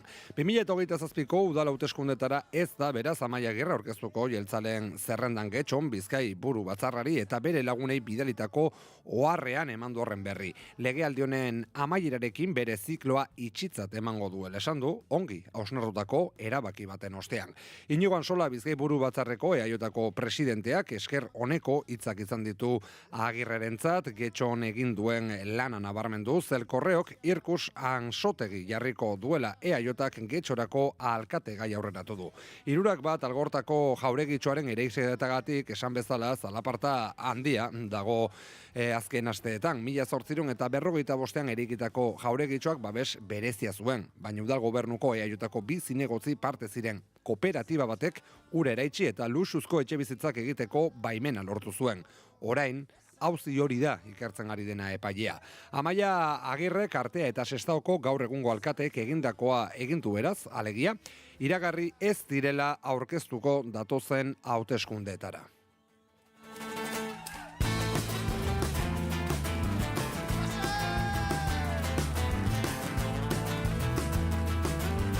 Etudal kontu gehiago, Tabakaleran aurkeztu duten 2026-2029 adinekoentzako Euskal Estrategia berria, Araban, Bizkaian eta Gipuzkoan adinekoen ongizate integrala sustatzera bideratuko baita, baina momentu zutzidazue esaten Donostian aietera begira zehazki institutua dela aldarrikatzen ari direna. Donostiako udaleko ordezkari politiko guztiek bat egin baitute Lakuako gobernuari aieten institutu publiko bat eraikitzeko eskarian. Proposamena sustatu duten eragilek auzoan euskararen sustapena eta elkarbizitza hobetuko dituela uste dute.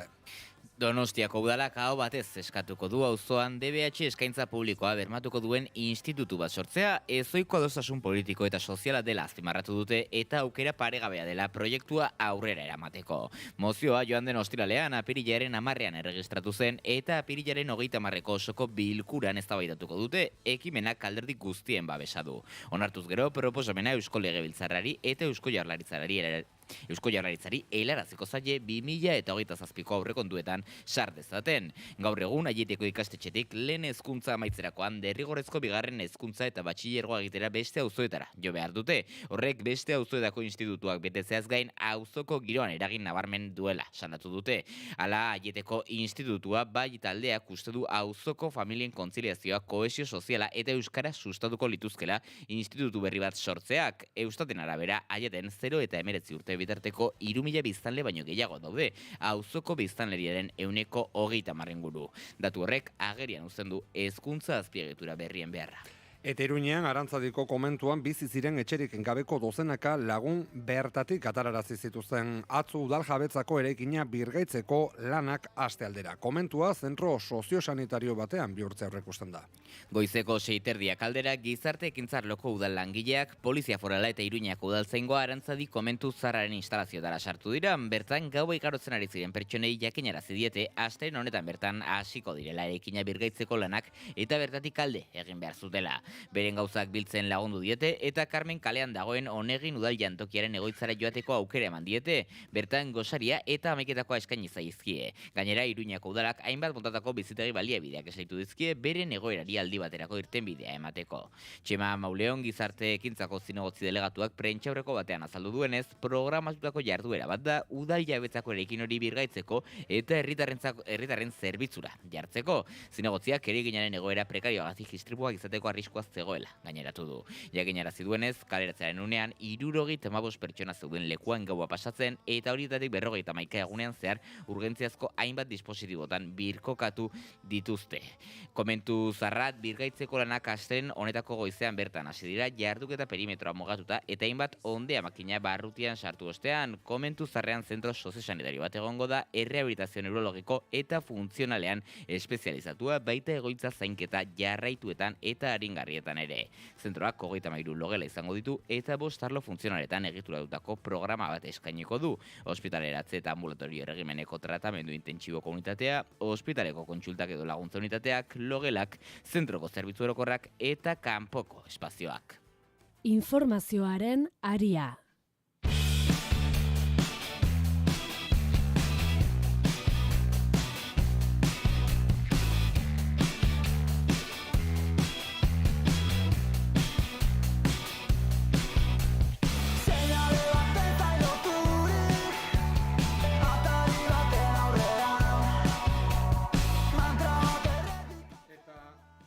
Eta lehentxeago, nabarmentzen ari ginen bezala, Tabakaleran aurkeztu duten 2026-2029 adinekoentzako euskal estrategia berria Araban, Bizkaian eta Gipuzkoan adinekoen ongizate integrala sustatzera bideratuko da generoaren, inklusioaren eta belaunaldien arteko elkartasunaren ikuspegitik. Adineko pertsonak, erakunde publikoak, hirugarren sektore soziala eta adituak inplikatu dituen partaidetza prozesu batean oinarritzen da guztia. Bada Nerea Melgosa ongizate, gazteria eta erronka demografikoko lakoako helburuak adierazi duenez, bere helburu nagusia adineko pertsonen bizitza osoa, autonomoa eta zentzuduna erraztea da. Luzaroko bizia izango duen biztanleriaren egungo eta etorkizuneko beharrei erantzungo dieten komunitate inklusiboak eta iraunkorrak sustatuz. Pasaden estrategietan hartzen genuen helburu nagusia zen soziosanitarioetan, ez? Oraintxe bertan gai hori aldatu da eta guretzako garrantzitsuena da jabetasuna.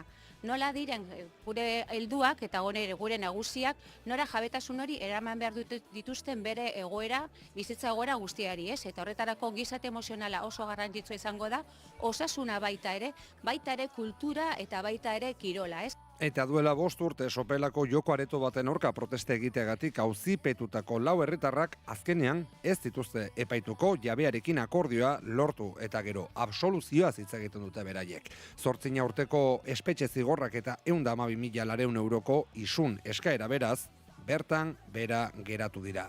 Joko areto baten aurka protesta egiteagatik Sopelako 4 bizilagunen aurkako epaiketa zigor eta isun eskaerak bertan bera geratu dira. Sopelako 4ekin bat plataformak berri eman duenez. Jakinarazi dute 4 auzipetuen eta joko aretoaren jabearen artean akordioa lortu dela eta horren ondorioz 8 urteko kartzela zigorrak eta 112.400 euroko isun eskaerak bertan bera geratu direla eta ez dela epaiketarik izango. Salatu dutenez, duela 5 urte Sopelako 4 herritarren bizitzak errotik baldintzatzeko asmoz muntei polizial bat abiatu zen eta modu fraudulentoan 4 herritar auzipetu zituzten euren militantzia politikoagatik jazartuak izateko asmoz. Urte hauetan guztietan egoera hobetzetik urrun geroz eta gordinagoa bihurtu da 32 urteko kartzela eta aipatu isunaren eskaerari aurre egin behar izan baitiote. Eskerrak eman dizkiete denbora honetan alboan izan dituzten herrikide, lagun eta senidei eta borrokak merezi duela argi utzi nahi izan dute. Informazioaren aria.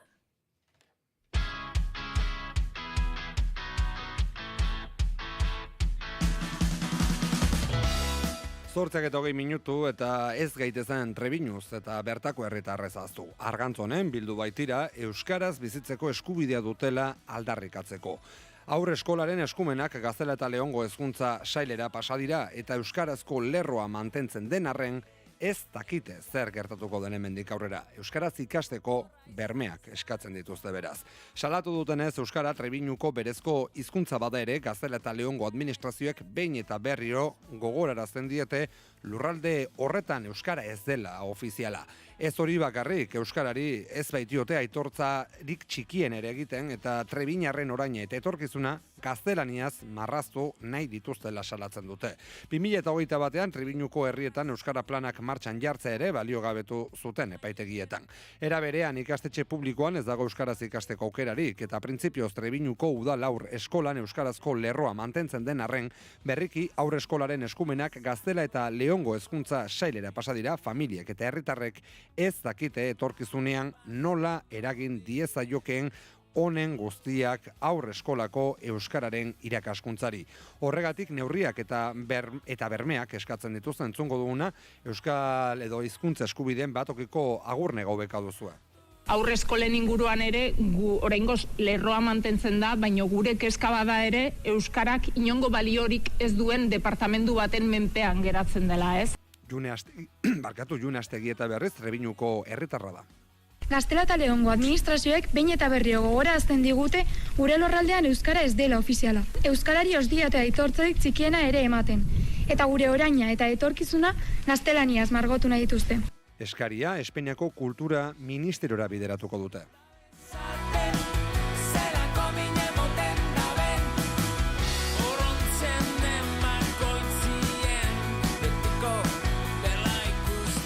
Eta Azpeitian ospatuko dira, bigarren urtez Euskaltzale independentiston topaketak, eta azken aldian Euskara jaisten edo jasaten ari den mugimenduei erantzun bat izateko aukera ere badela azaldu dute. Intza Gurrutxaga Euskal Herrian euskarazeko bozeramaileak herri mugimenduen garrantzia goraipatu nahi izan du astelen honetako bigarren kafean eskuin muturraren eta faxismoaren gorakadaren testu inguruan. Eskuin muturra eta faxismoa gorantza doazen testu inguruan, horri aurre egiteko herri mugimenduak gaudela, eta herri mugimenduak ardazten garela borroka desberdinetan, baina nolabait dei eginez borroka hori guztiak uztartu eta elkarri ekarpena eginez, lortuko dugula desio dugun Euskal Herri hori. Otsailaren 20an egindako agerraldian parte hartu zuten Euskal Herriko eragilei protagonismo berezia eman nahi izan die eta praktika intersekzionalak abian jartzearen ideia jarri du mahai gainean. Eta hor baita ere nahi diegu protagonismo berezia eman, otsailaren 20an parte hartu zuten eragile horiei. Eta pixka bat, jada antolatuta dauden talde horiek hausnartzen jarri nola edo zein praktika ze askotan, hausnarketetan geratzen gara.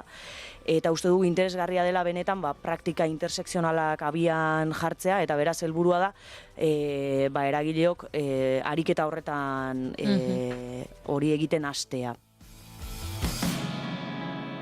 Baina Eta hemendik aurrera zeharka bada ere nazioartera begira jartzera egokituko zegu. Maria Txibite Nafarroko lehendakaria, Txinan baita, Pedro Sánchez Espainiako gobernuko presidentea bezala.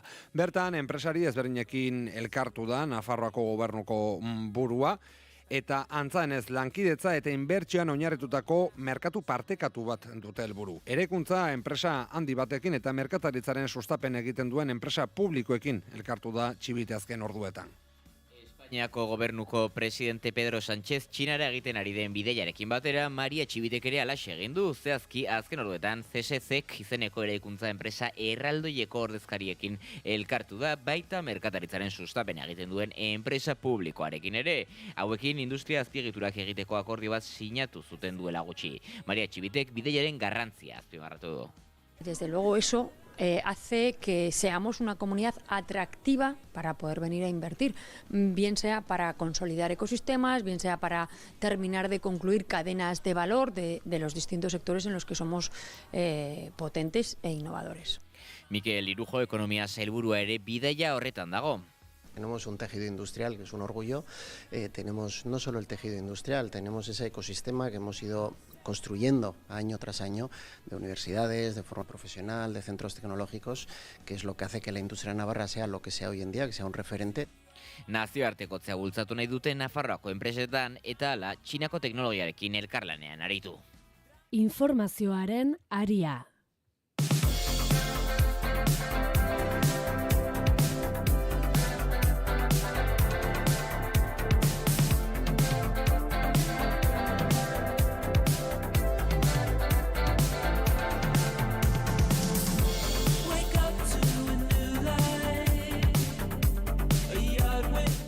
Eta jakin dugu, KAF Euskal Enpresa fiskaltzaren aurrean salatu dutela zenbait kolektibok Jerusalemgo tranbiaren erekuntzan parte hartzeagatik lurralde palestinar okupatuen legez kanpoko kolonizazio prozesua betikotzen duela iritzita.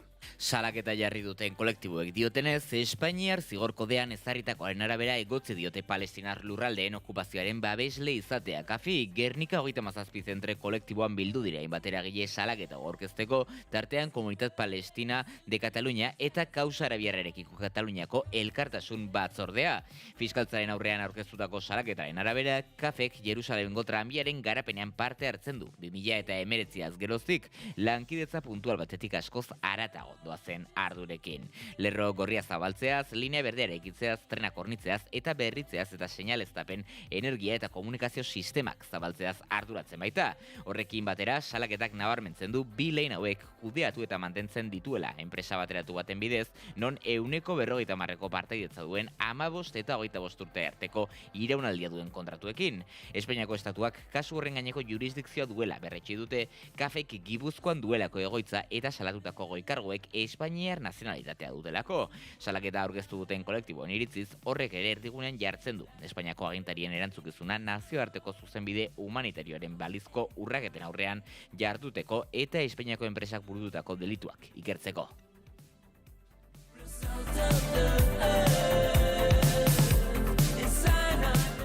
Goizeko zortziak eta 27 minutu direnean, nazioartera salto bete-betean ekialde hurbilera goaz, ordu gutxian, Hormuzeko itsasartean blokeo propioa ezarri duela berretxe baitu. Donald Trumpek itsasartea zeharkatzagatik Irani ordaintzen dioten ontziak mehatxatu ditu eta aldi berean Errepublika Islamikoarekin negoziazioak berreskuratu daitezkela iradoki du. Israelekin batera Iranen aurka hasitako gerran improvisazioa nagusitzen ari dela frogatu du beste behin ere beraz Etxezuriko maizterrak. Iranek jada blokeatzen zuen Hormuzko itsasartearen blokeoa martxan dagoela baieztatu baitu eta ura gainditzeko saiakera egiten duen edozein irandar itsasontzi suntsitzeko mehatxua egin du. Coalition warship 121 engaged in transit passage in accordance with international law. Estatu Batuetako hedabideen arabera azken orduetan gutxienez Hormuzeko itsasartea zeharkatu nahi zuten 2 ontzi eten dituzte. Iran is doing absolutely no business and we're going to keep it that way. Trumpek publikoki esan du beste behin ere ez diotela baimenduko Irani negoziorik egiten bere lehen gaiekin. Attention all vessels, attention all vessels, attention all vessels in Oman Sea. This is Iranian Sepah Navy. If you see any warship in your vicinity, keep a distance more than 10 miles from them because I'm ready to open fire on them without any warning. Eta Iranek berehala erantzun du Estatu Batuetako armadari ekintza piratak burutzea leporatuz eta bere mehatxu propioak eginez herrialde horretako gerra ontzien edota itsasartea bidesaririk ordaindu gabe zeharkatzen duten petrolio ontzien aurka. Washingtonen esanetan, Trumpen helburua da Iranek itsasartetik ateratzen dituen etekinak desagerraraztea presioa petrolio importatzaile nagusi hilaraziz, bereziki Txinari. Honek ordea, tentsioa neurri gabe igo dezake herri errepublikak bere ontziak babesteko gerra ontzi propioak bidaltzen baldin baditu. I can tell you that we've been called by the other side. They'd like to make a deal very badly. Baina aldi berean, negoziatzen jarraituko dutela aurreratu du Trumpek ziurtatu irandarrak akordio batera heltzeko desiran daudela.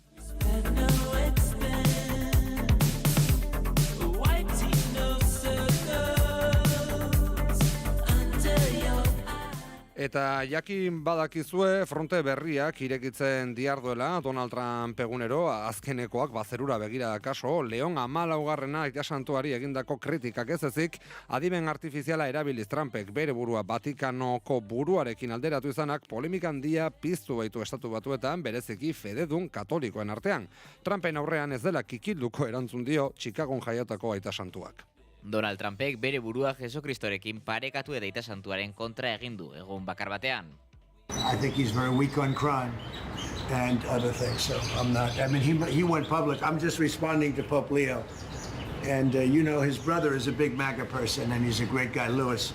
Leon 14. aitasantua delinkuentzia arloan ahula eta kanpo politikan oso ahul jokatzen ari dela esan du hedabideen aurrean Trumpek eta bere anaia Lewis nahiago duela MAGA mugimenduko kidea delako. Ondoren Trumpek adimen artifizialak sortutako irudi bat zabaldu zuen, bertan bera Jesukristo balitz bezala agertzen zen, kapa gorri batekin eta itxuraz gaixo bat sendatzen. Estatu Batuetako bandera bi arranoegan eta soldaduak ere ageri dira aingeru gisa zeruan, Ameriketako Estatu Batuetako hainbat eraikin eta monumentu ikoniko gain. I have no fear of neither the Trump administration nor speaking out loudly about the message of the gospel. And that's what I believe. And I am called to do what the church is called to do. Trumpen administrazioari ez diola beldurrik, erantzun dio Robert Prebostek, alegia Leon 14. Aita Santuak eta evangelioaren mezua ozen aldarrikatzeari eutsiko diola berretsi du. It would be best for the Vatican to stick to matters of morality, to stick to matters of what's going on in the Catholic Church, and let the President of the United States stick to dictating American public policy. Polemikaren ostean Trumpek ez J.D. Vance presidente ordeak hitz egin du katolikoa baita bera eta Aita Santuari moralaren eta erlijioaren esparruan gelditzea iradoki dio Trumpena baita politika publikoak zehazteko ardura. Informazioaren aria.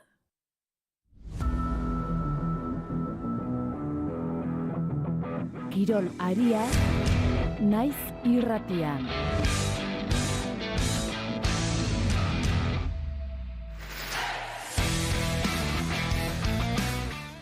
Eta gero eta gertuago dugu, larun bateko final handia koparen baitan Reala Atletico Madrid izango du aurrean, baina murgera daitezen festa kontuetan, kirol kontuetan sartu horretik Realaren zaleek Sevillan izango dutelako topagune, festagune nagusia. Carlos Hirugarna etorbidean kokatuko den fantzoneaz ari gara. Milaka zale txuri urdin espero dira bertan, eta arratsaleko 6:30 kalejira abiatuko da La Cartuja estadiorantz kopako finalaren estenatoki nagusira. Iraia Kanbra, egunon. Egunon, Egoi eta egunon entzuleak. Realak astelehen honetan aurkeztu du Sevillan jarriko duen fantzonaren egitarau eta xehetasunak. Zehazki Carlos Hirugarrenaren etorbidean egongo da Gregor J. Mendel kalearekin bat egiten duen gunean.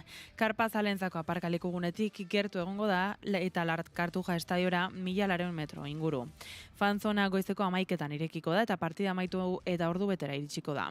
Sarrera doakoa izango da, baina edukiera kontrolatuko da pilaketak saiesteko.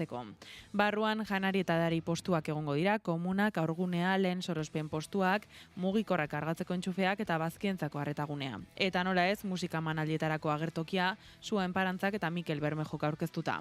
Goizeko 11etan hasiko da festa DJ Txolasekin, ondoren Zea Maistaldea, Zeatik ez, Tines, DJ Alex del Toro, Nogen berriro DJ Txolas eta Janus Lester igoko dira holtzara arratsaldeko 3 arte izango da hau. Arratsaldeko 4 laurden gutxetatik aurrera giroa are gehiago berotuko da. Brigade Loko taldeak joko du, ondoren DJ Alex del Toro berriro ere eta Sune hariko da 6:30 arte. Ordu horretan abiatuko da kalejira La Cartujara Ilargi Txarangararekin buru. Sarrerarik ez dutenek fanzonean jarraitu ahal izango dute DJ Txolasekin eta partida pantaila handian ikusiko dute. Informazio guztia dagoeneko eskuragarri dago Realaren webgunean eta aplikazio bat ere deskarga daiteke azken nobedade guztiak jarraitzeko. Tira bat, DJ Txolasek eguna izango duela, Iraia, mila esker. Gero arte. Goizeko oso. Informazioaren aria.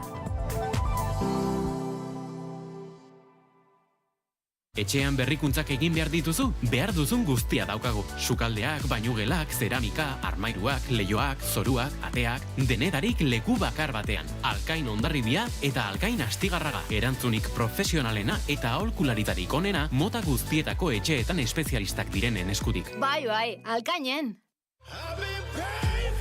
Kopan egindako ibilbide bikaina borobiltzeko unea iritsi zaio Realari. Larun bat honetan, iluntzeko 9:00 hasita, Atletico Madrid Reala, kopako finala Sevillatik zuzenean. Eta sare barrura bidali du baloia ibartarrak! Reala, koparen bila, naiz irratian.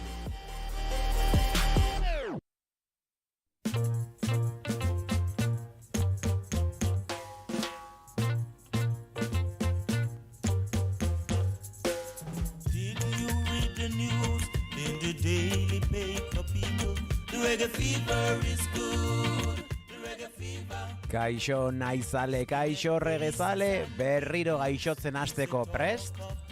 Reggae fever irratsaioaren denboraldi berria bueltan dugu. Azkeneko 15 urteetan bezala, 60. hamarkadako Jamaikara erritmoak landuko ditugu aurtengoan ere.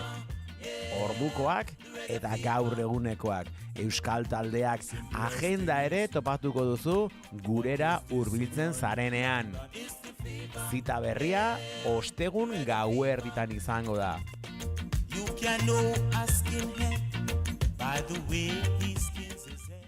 Eta ez ahaztu, reggae sukarra ona da. Don't you try to stop them, you don't know what it means. The reggae fever is good, the reggae fever. Otea Lili irratsaioak ifrentzuaren bi alde ditu, zorrotza da Otea eta Lilia leuna.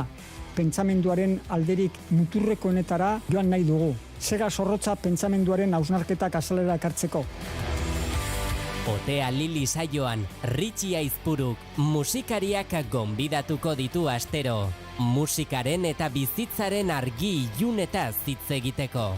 Ostegunero, arratsaldeko 7:00, Otea Lili, Naiz irratian.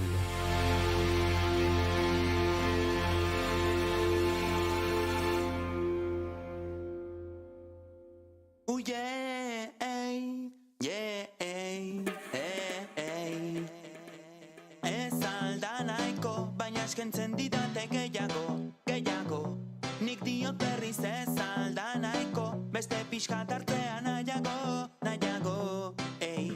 Ez alda nahiko, baina eskentzen didate gehiago. Nik diot berriz ez alda nahiko, beste pixka tartea nahiago.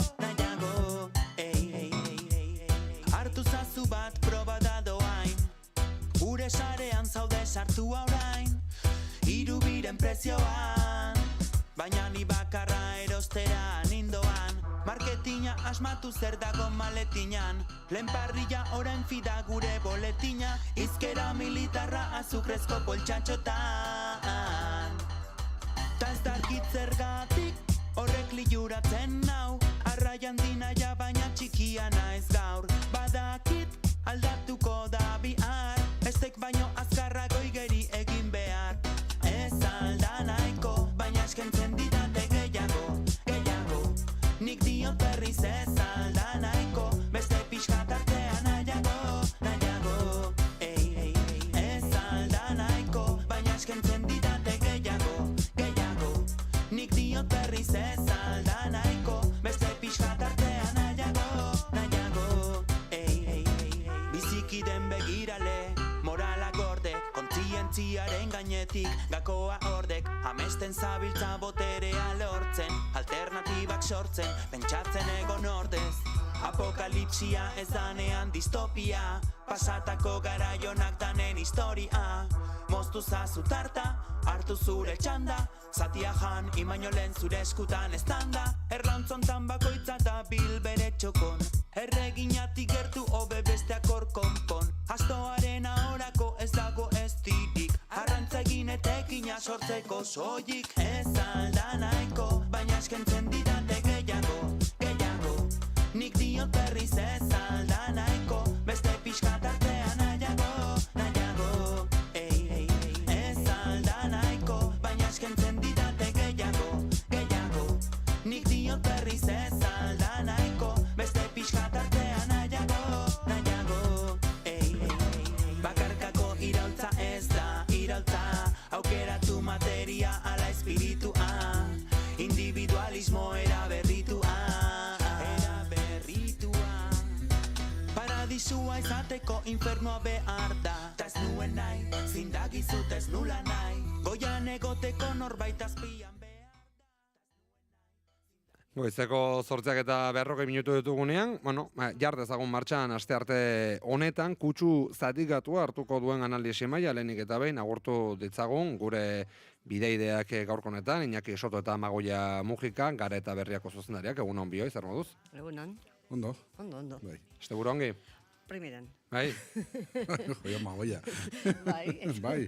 Hainbeste, Hainbesterako ez Iñaki. Hainbesterako ez da izan. Ezer gutxi indete, baina primeran. Bueno, batzutan gutxikin askoiten, Bueno, asteartea gaur, bakizu hemendik aurrera teorian ja dena maldan bera. Eta entzulei bezala, zuei ere aurreratuko dizuet, goizeko 9:10 aurrera, gaur hiriburun egongo garela zuzenean, alen Iriart elkargoko lehendakari berriarekin egoteko, baina horren aurretik, Donostian gelditzea dagokigu, Loiola auzoan zehazki, Patxi Ezkiagak, Donostiako Lasaile ikastetxeko Elizkoiko irakasle zela egindako sexu abusuak salatu, eta biktimei babesa adierazteko elkartu zirelako ikastetxeko 10 ikasleoi, pasaden larun batean, Loiolan egin zuten, ikastetxetik oso gertu, eta zuzen ere, ikastetxeko arduradunei eskatu diete biktimentzat erreparazio kolektiborantz egiteko eta urratsak emateko zentzu horretan. Malen Frantsesena. Irudi indartsua eta mezu argia. Gu biktimekin. eta Lasaie? Horixe galdegin dute larunbat goiz honetan Loiolako Lasaie ikastetxearen parean bertako ikasle hoiek deitutako elkarretaratzean. Urte luzean Patxi Ezkiagak beraien ikaskide hoiei egindako sexu abusuak salatu, kidei babesa adierazi eta Lasaieri erreparazio kolektiborako bidea egiteko eskatu dute elkarretaratzean 10 kidek. Ikastetxeak izandako jarrera salatu dute, egindako zuriketa ariketak gaitzetsi dituzte, eta jarrera zaldatu dezala eskatu dute. Azken 2 urtetan, 26 emakumek salatu dute haurrak edo gaztetxoak zirenean Ezkiagak Donostiako Lasaie eskolako irakasle zela sexu abusuak egin zizkiela. 10 auzokide elkartu dira Loiolan, Lasaieko ikasle ohiak asko, baita egungo langile eta irakasle bat edo beste ere. Ezkiagaren biktima izandako eta jasandako erasoak salatzen egiten lehenengotakoa izan zen Marisol Zamora ere pankarta eusten ari zen. Ana Rubio ikasle ohiak gertatutakoa salatu du. Hasieran, banakako biktima batzuez osaturiko errealitate ezkutu eta gordina zirudiena, izozmendi baten goiko erpina baino ez dela konturatu gara 2 urte luze hauetan. Ekosistema oso batek ahalbidetu zituela adin txikiko ikasleek pairatutako sexua abusu bidegabe hoiek. Gu geu, haurretan erabe, guzti horren lekuko izan ginen. Ikasle hoien talde bat biktimei babesa ematen ahalegindu dela azken urteetan gaineratu dute, baina Donostiako Lasaiek abusuak zeudela aitortu arren ezezkoa eman dio babeserako, egiarako eta erreparazio kolektiborako bideari deitoratu dute. Eta gehitu ez diotela beraiek, Arartekoak baizik. Horregatik 4 aldarri plazaratu dituzte larunbateko elkarretaratzean. Bat, pitzadurari gabeko babesa eskaintzen diogu gure ikaskideoi biktimei. Adin txikiak zirelarik babestu behar zituztenengandik jasotako sexu abusu bidegabeak. Eta ia, 30 urtez abusua ahalbideratu zuten ekosistema gogorra salatu. Neurri batean salatzen dugu, azkeneko 2 urte hauetan Donostiako Lasaiek hartu duen jarrera biktimekiko. Birbiktimizatuz, beraien arteko batasuna hausteko saiakerak eginez, erreparazio kolektibo eta zintzo baterako atea parez pare itxiz. Guztiz etxigarria eta deitoragarria egiten zaigu portaera hau. Donostiako Lasaienen jarrera orain artekoa bezalakoa den bitartean, ikastetxea zikina dagoela usteko dugu, lizunak jota. Elkarretaratzera joatekoak ziren Lasaieko Donostiako zuzendaritzako kideak hala esan zuten, eta bertan izan ez diren argitzerik izan ez badugu ere, Rubiok ikasle hoien izenean zuzendaritzako kideen bertaratzeko intentzioa bera guztiz gaitzetsgarria eta salagarria dela esan du, eta gehitu du zuriketa ariketa bat iruditzen zaiela biktimentzat oso mingarria dena. Hain zuzen ere horregatik, Lasaieko Donostiako zuzendaritzako kideak gaur hemen egotea, guztiz gaitzesgarria eta salagarria iruditzen zaigu. Ezin da erreparazio kolektiboa ukatu eta aldi bere egia, justizia eta erreparazioa eskatu gaur hemen lekin. Bat edo beste. Zuriketa ariketa bat iruditzen zaigu, oso mingarri biktimentzako. Birbiktimizatzailea beste behin. 3. aldarri gisa Lasaieri jarrera aldatzea eskatu diote. Arartekoaren bitartez biktimek aurkeztu zituzten 5 eskakizunak bere egiteko eta behingoz erreparazio zintzo bateko bideari ekin diezaiotela. Azken aldarria lanerako dei bat izan da, eta elkartasuna eta gizatasuna aldarrikatzen jarraituko dutela aurreratu dute. 4. Era berean adierazi nahi dugu, halakori gertatzen ez den bitartean, antolatzen jarraituko dugula. Guk egia osoa jakiteko eskubidea daukagulako. Eta biktimek egia, justizia eta erreparazioa jasotzekoa. Ez dugu aterik isten. Ez dugu inoren baimenik behar elkartasuna adierazteko eta gizatasuna aldarrikatzeko. Auzi honetan, duintasuna eta egia alde bakarrean baitago, geurea. Ekarpen bana eskatuko dizuet, Amagoia Iñaki eta Amagoia zurekin goaz lehenik eta ben ongiru ditzen bazaizu. Berria baita gaia 2024tik gehien eta egokien jorratu den edabeitakoa, esango nukenik.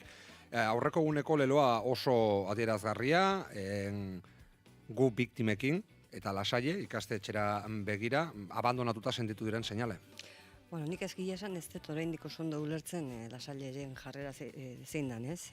Hor biktimek egin zituzten bi eskakizun, ez? Bat barkamena eskatzea, baina publiko izatea, eta bestetik, omenaldi bat egitea, ez? Eta beraiek esaten dutena da barkamena eskatu dutela, baina barkamena deitzen diote, hezkuntza sisteman, beraien eskoletan banatutako agiri bati, eskutitz bati, eta biktimei zuzendu gabe, ez?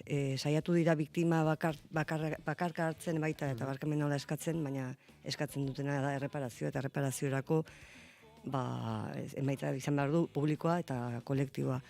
Orduan hor, ararteko egonda, ez? Bitartekari, baina arartekoak ere ez du lortu biktimek eskatzen dutena, ez?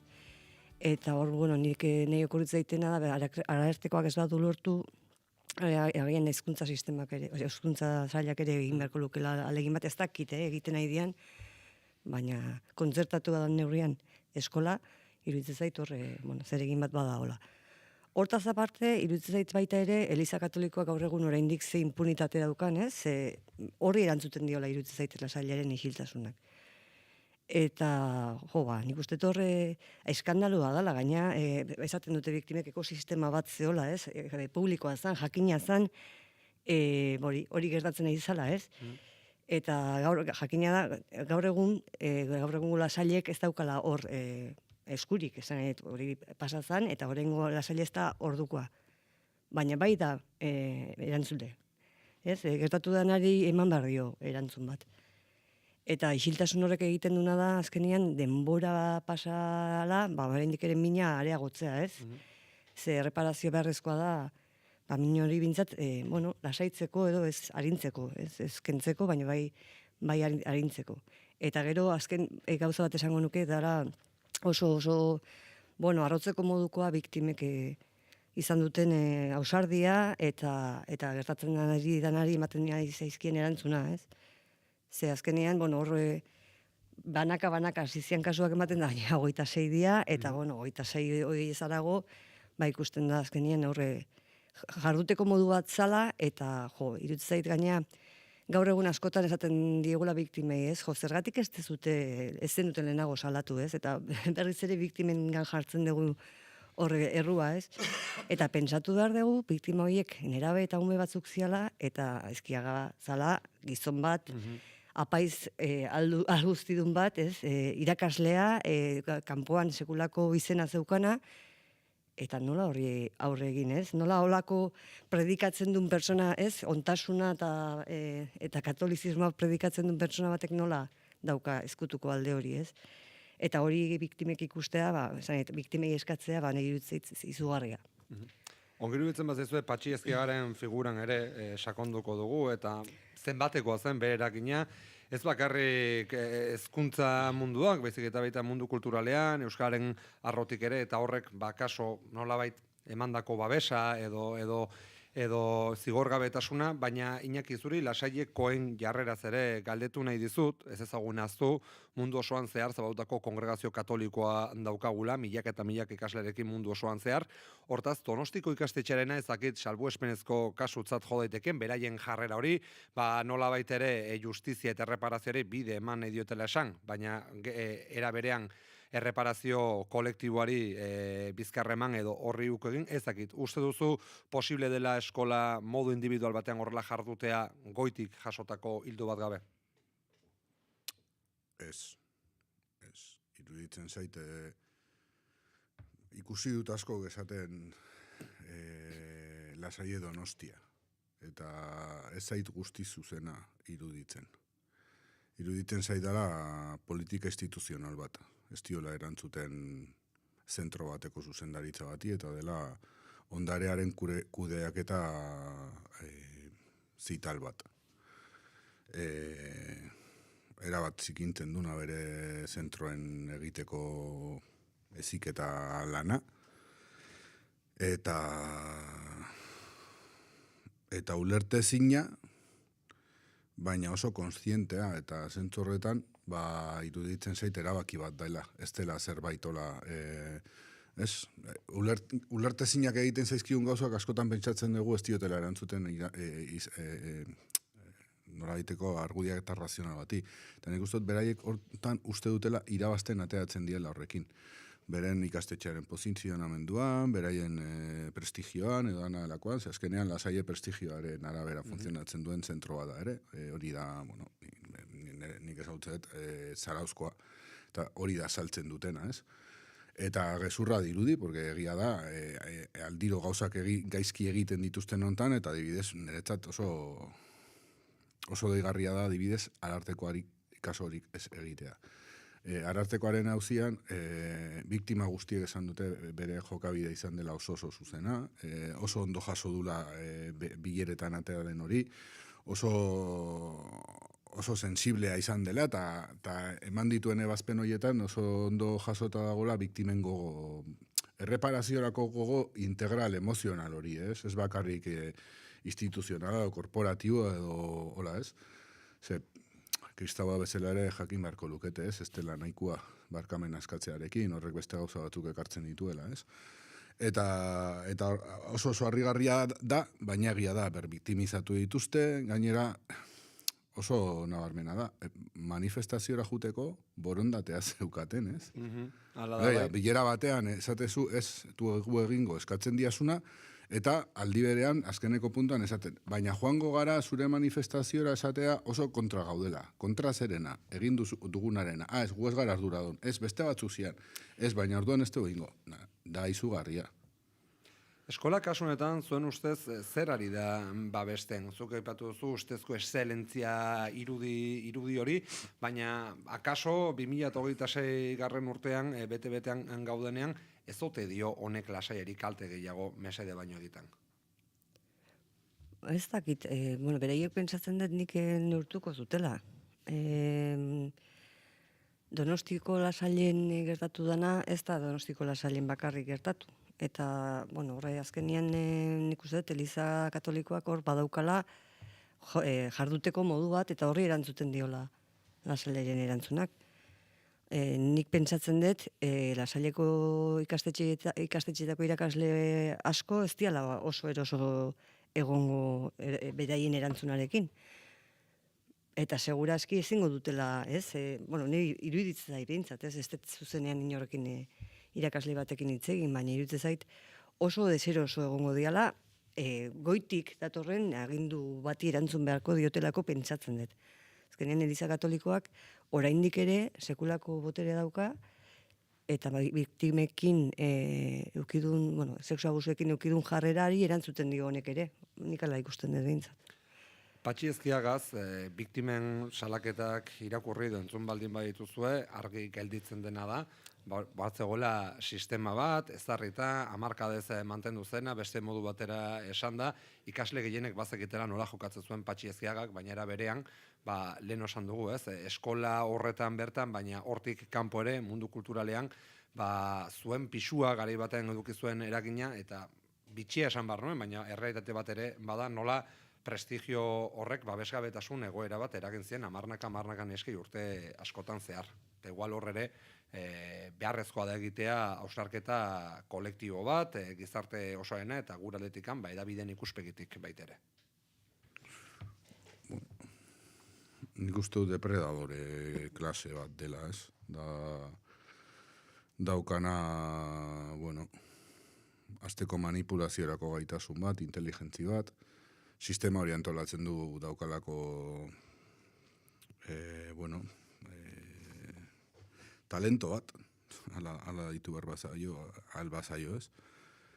Baina baita ere akatsa egingo nuke nire ustez dena Patxi Ezkiagaren gain utziko bagenu. Alegia, izan daiteke elementu psikologiko interesgarri bat aztertzea nola funtzionatzen duen errepikatzen dalako, patroia delako, ez?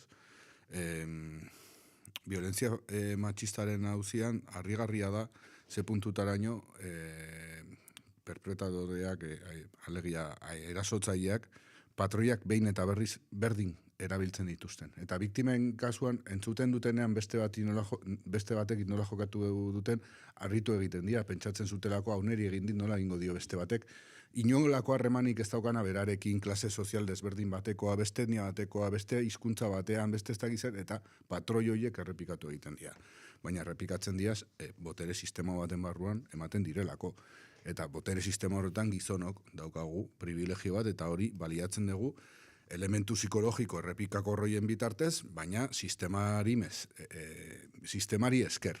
Eta horretan da lasaieri kritika pertinentea. Dalako sistema hori sostengatzen duen instituzioetako bat, eta Eliza Katolikoa da, sistema hori lehenesten duen erakunde, botere erakunde, handienetako bat, hain zuzen ere, desberdinkeri bat mantentzen duenako, misoginoa delako bere jatorrian, eta delako gizonak emakumeak baina goiago dira. Orduan, nekez, eskola horretan ikasten dituzten balioiek izango dute garapen bat, baldin eta hor dauden gizontxoek aukera baldin badaukate esateko, baina hau salbuespen bada, hau esan egin behar deu, baina gero bestera batera jokatu dezakegu.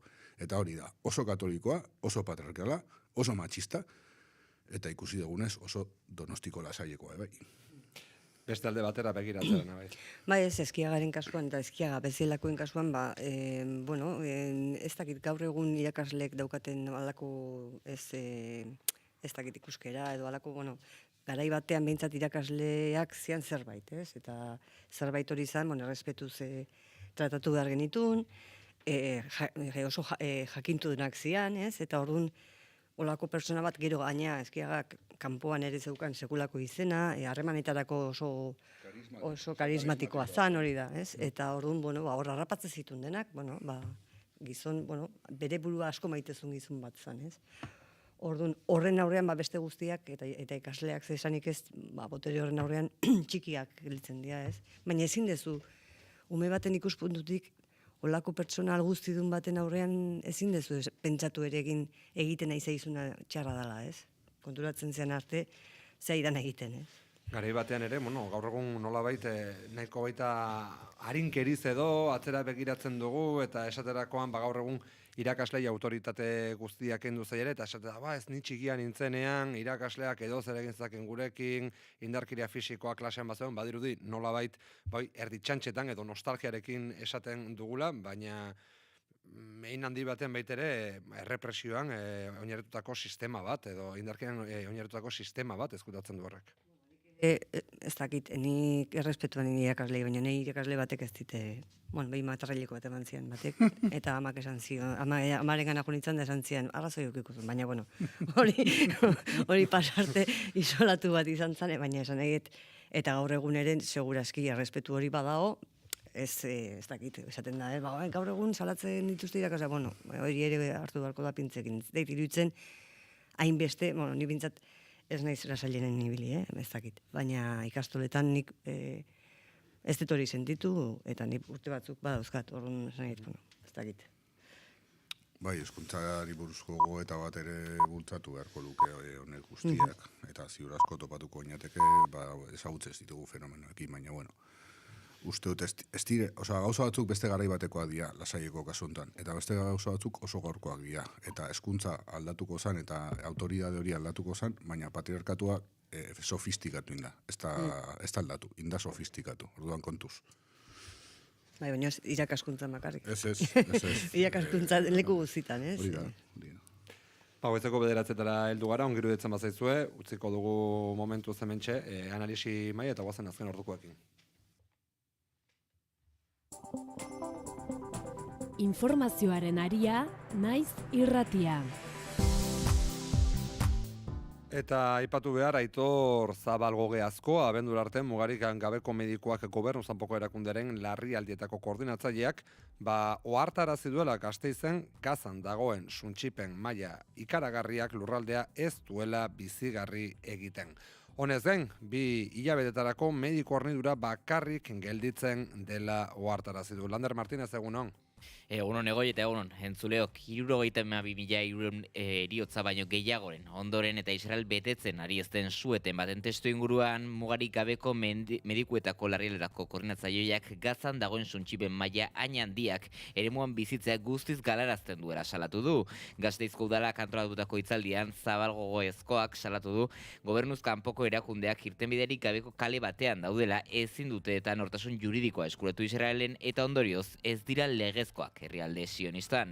Ekintzaileak zerrendan osasun garraio eta azpiegitura hornidura falta dagoela ohartarazi du 2 hilabeterako botikak eta aste baterako autoentzako olioa baino ez daudela salatuz.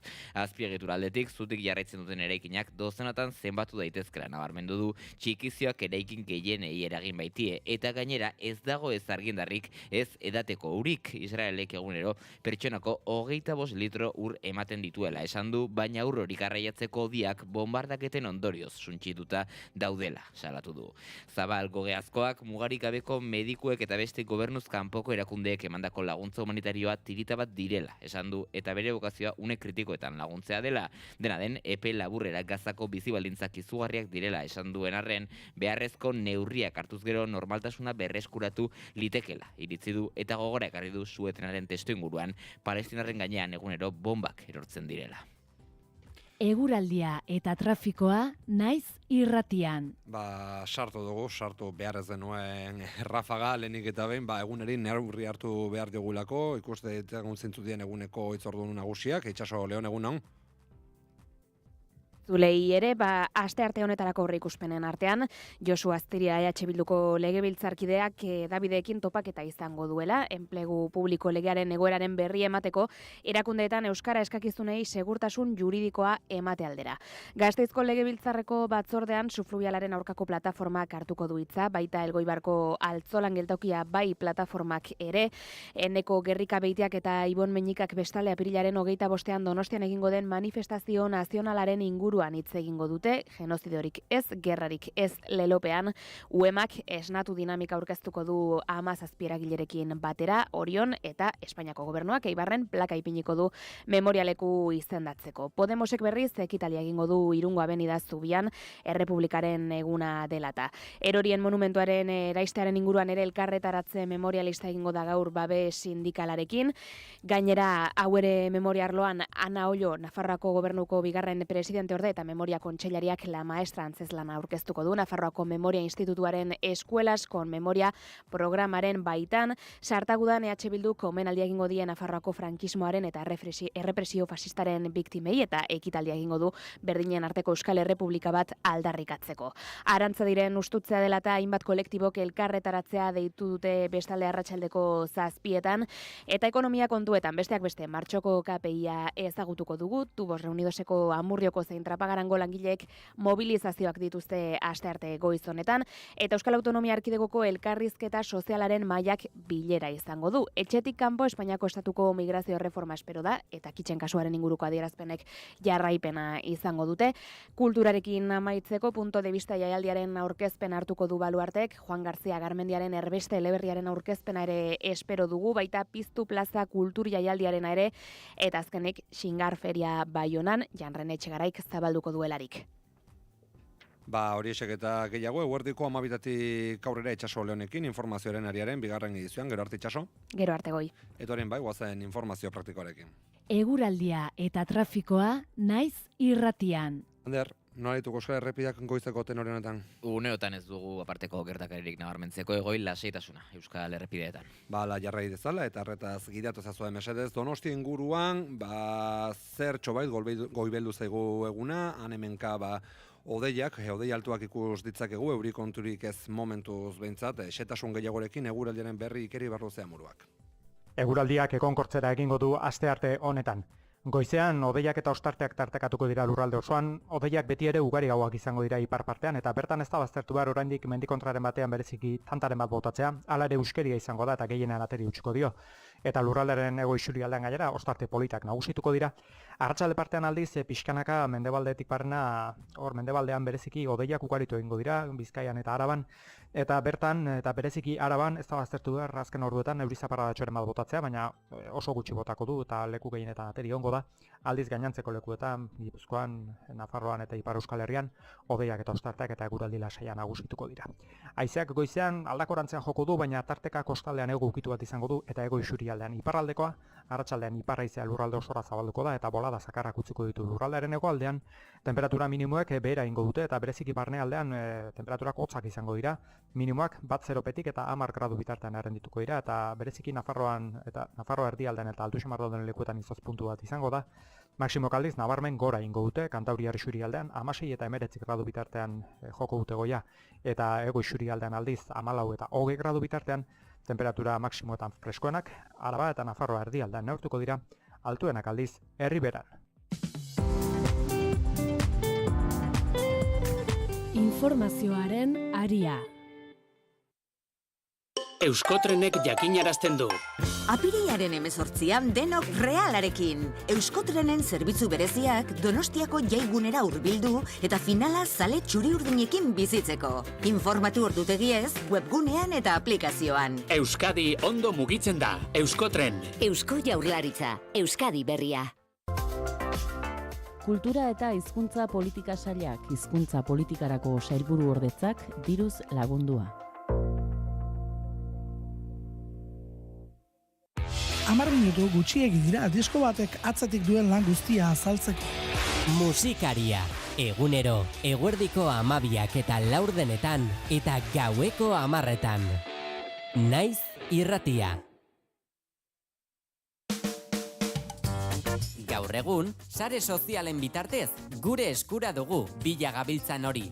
Naiz irratian ere, aukera hori eskaintzen dizugu. Jarrai gaitzazu Facebook, Twitter eta podcast plataformetan. Musika, kultura, kirolak, informazioa eta askoz ere gehiago topa dezakezu gureetan. Jarraitu gure Twitterreko kontua eta sakatu Facebookeko orrialdean agertzen zaizun atsegin dut botoia. Naiz irratia, sare sozialetan. Egunon, ongi etorri Naiz irratira. Egunon pegi, egunon entzule. Goizeko 6etan abiatzen du Naiz irratiak informazioaren aria. Egunak dakarrenari begira eta aktualitateko protagonisten hitzekin. Onartu behar dute Euskal Herria nazio badela. Onartu behar dute nazio honek baduela hizkuntza bat euskara dena. Eta onartu behar dute nazioek baditugula eskubide politikoak. Eta hortik hasten da eraikitzen omen denek nahi dugun akordio zabal bat autogobernuaren inguruan. Guk identitatea zaratago mugazgaindiko estrategiak ikusten ditugula gehiago aukera bat bezala zerbitzu publikoak adibidez eskaintzeko. Osakidetza ikurra, kolore berak, baina ez dire osakidetza zerbitzu zuzenak. Enpresa hortako buruk hor lan egiten duten langileen lanbaldintzak eskasak eta gure osakidetza gero eta aulago. Zabakigu bai, alderdi batzuetan berdin Ipar Euskal Herriaren egoera ezela onartzen, baina ezkarren nahi badu irabazia Ipar Euskal Herriuntan gu gira lehen indaga, EH Baikin, eta orduan bat egin behar dugu, bestela ez dugu lortuko. 2019an hauteskunde gau horretan nun entzun genuen agura ziron famatu ura, hori gertatu eta dolua egin genuen asteburu batean, eta astelenean hasi ginen lanean. Eta lana bai ala bai egin behartzen talde guztiekin PSN barne. Gaina estapenean ziren tendentziak indartuz doatziela, orokorki frantziar politika biziki polarizatzen ari dela, bi ekstremoen artean, eta erdian diren alderdiek, bereziki makronista alderdiek, beren sinesgarritasuna azken finean galdua dutela. Kultura politiko berria behar dugula, politika egiteko modu berriak behar ditugula, herrigintzan gauzak diferente egin behar ditugula, elkarlana ezinbestekoa dela. Politikaren ikuspegi tradizional edo murritz batekiko urruntasuna bai handitzen ari dela gazteen artean oro har ez Euskal Herrian, bakarrik gure ikerketa ego Euskal Herrian egin dugu, baina nolabait mendebaldeko kontu bat da, ez?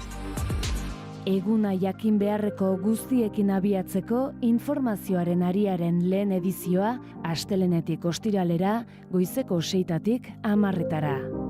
Naiz irratia.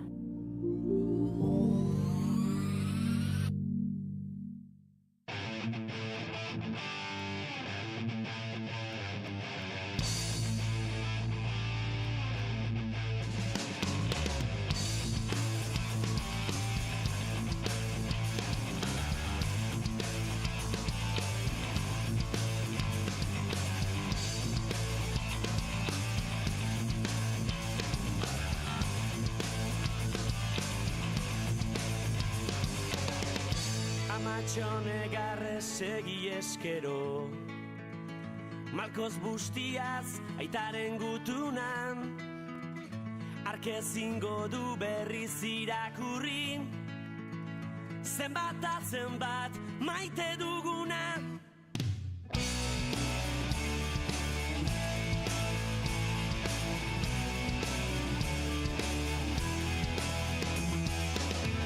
Larun bat eta berriro bidean, kamioiak pasan, kotxeak pasan, infinitorak hartzen naiz begiran, oroitzapenak nahasten dira.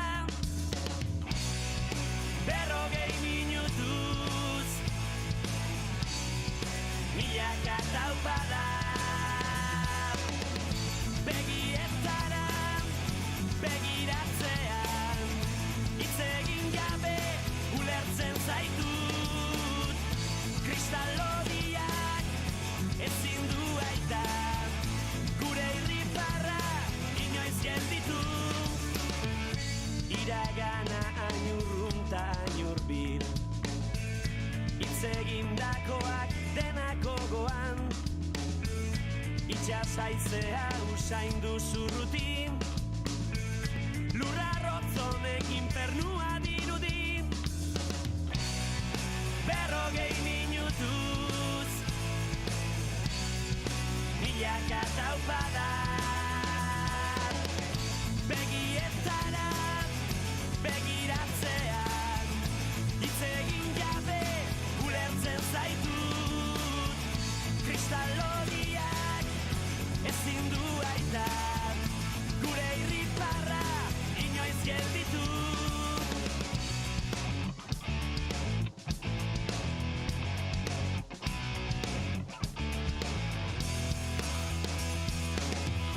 Eldu gara kartzela atarira,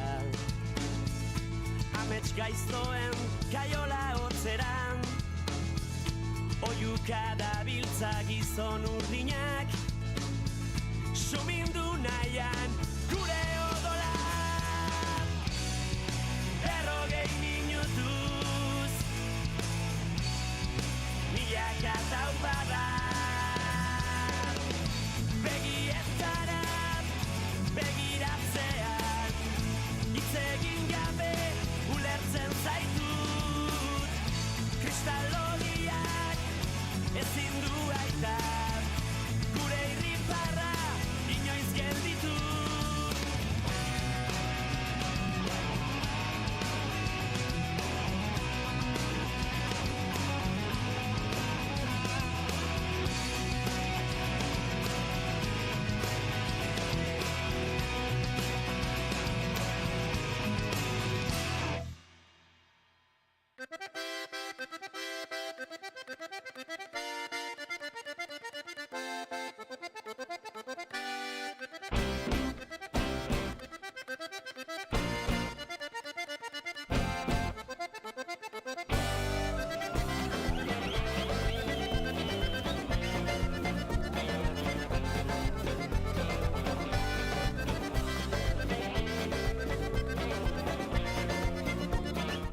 Bederatziak eta laurden ditugunean entzulok abisatu dizuegu, analisi maiaren hasieran zatikatua izango zela gaurkoa, lehen partea Donostiatik egin dugu, bigarna Lapurditik egin behar. Zergatik hiriburura goazelako zuzenean gaur, alen Iriart, elkargoko presidente berria, lehendakari berria elkarrezatuko dugulako eta horren ardurapean Pellilekuna lankide biliko da. Egunon, Pelli? Egunon egoi, egunon entzuleak, bai, aipatu duzun moduan azpimarratzeko aldaketa jaso da Euskal Hiri Elkargoan, tokiko hauteskunden baitan hirugarren itzulia deitu denaren emaitza da, Alain Iriarte hiriburuko auzapeza Euskal Hiri Elkargoko lehendakaria bihurtu dela.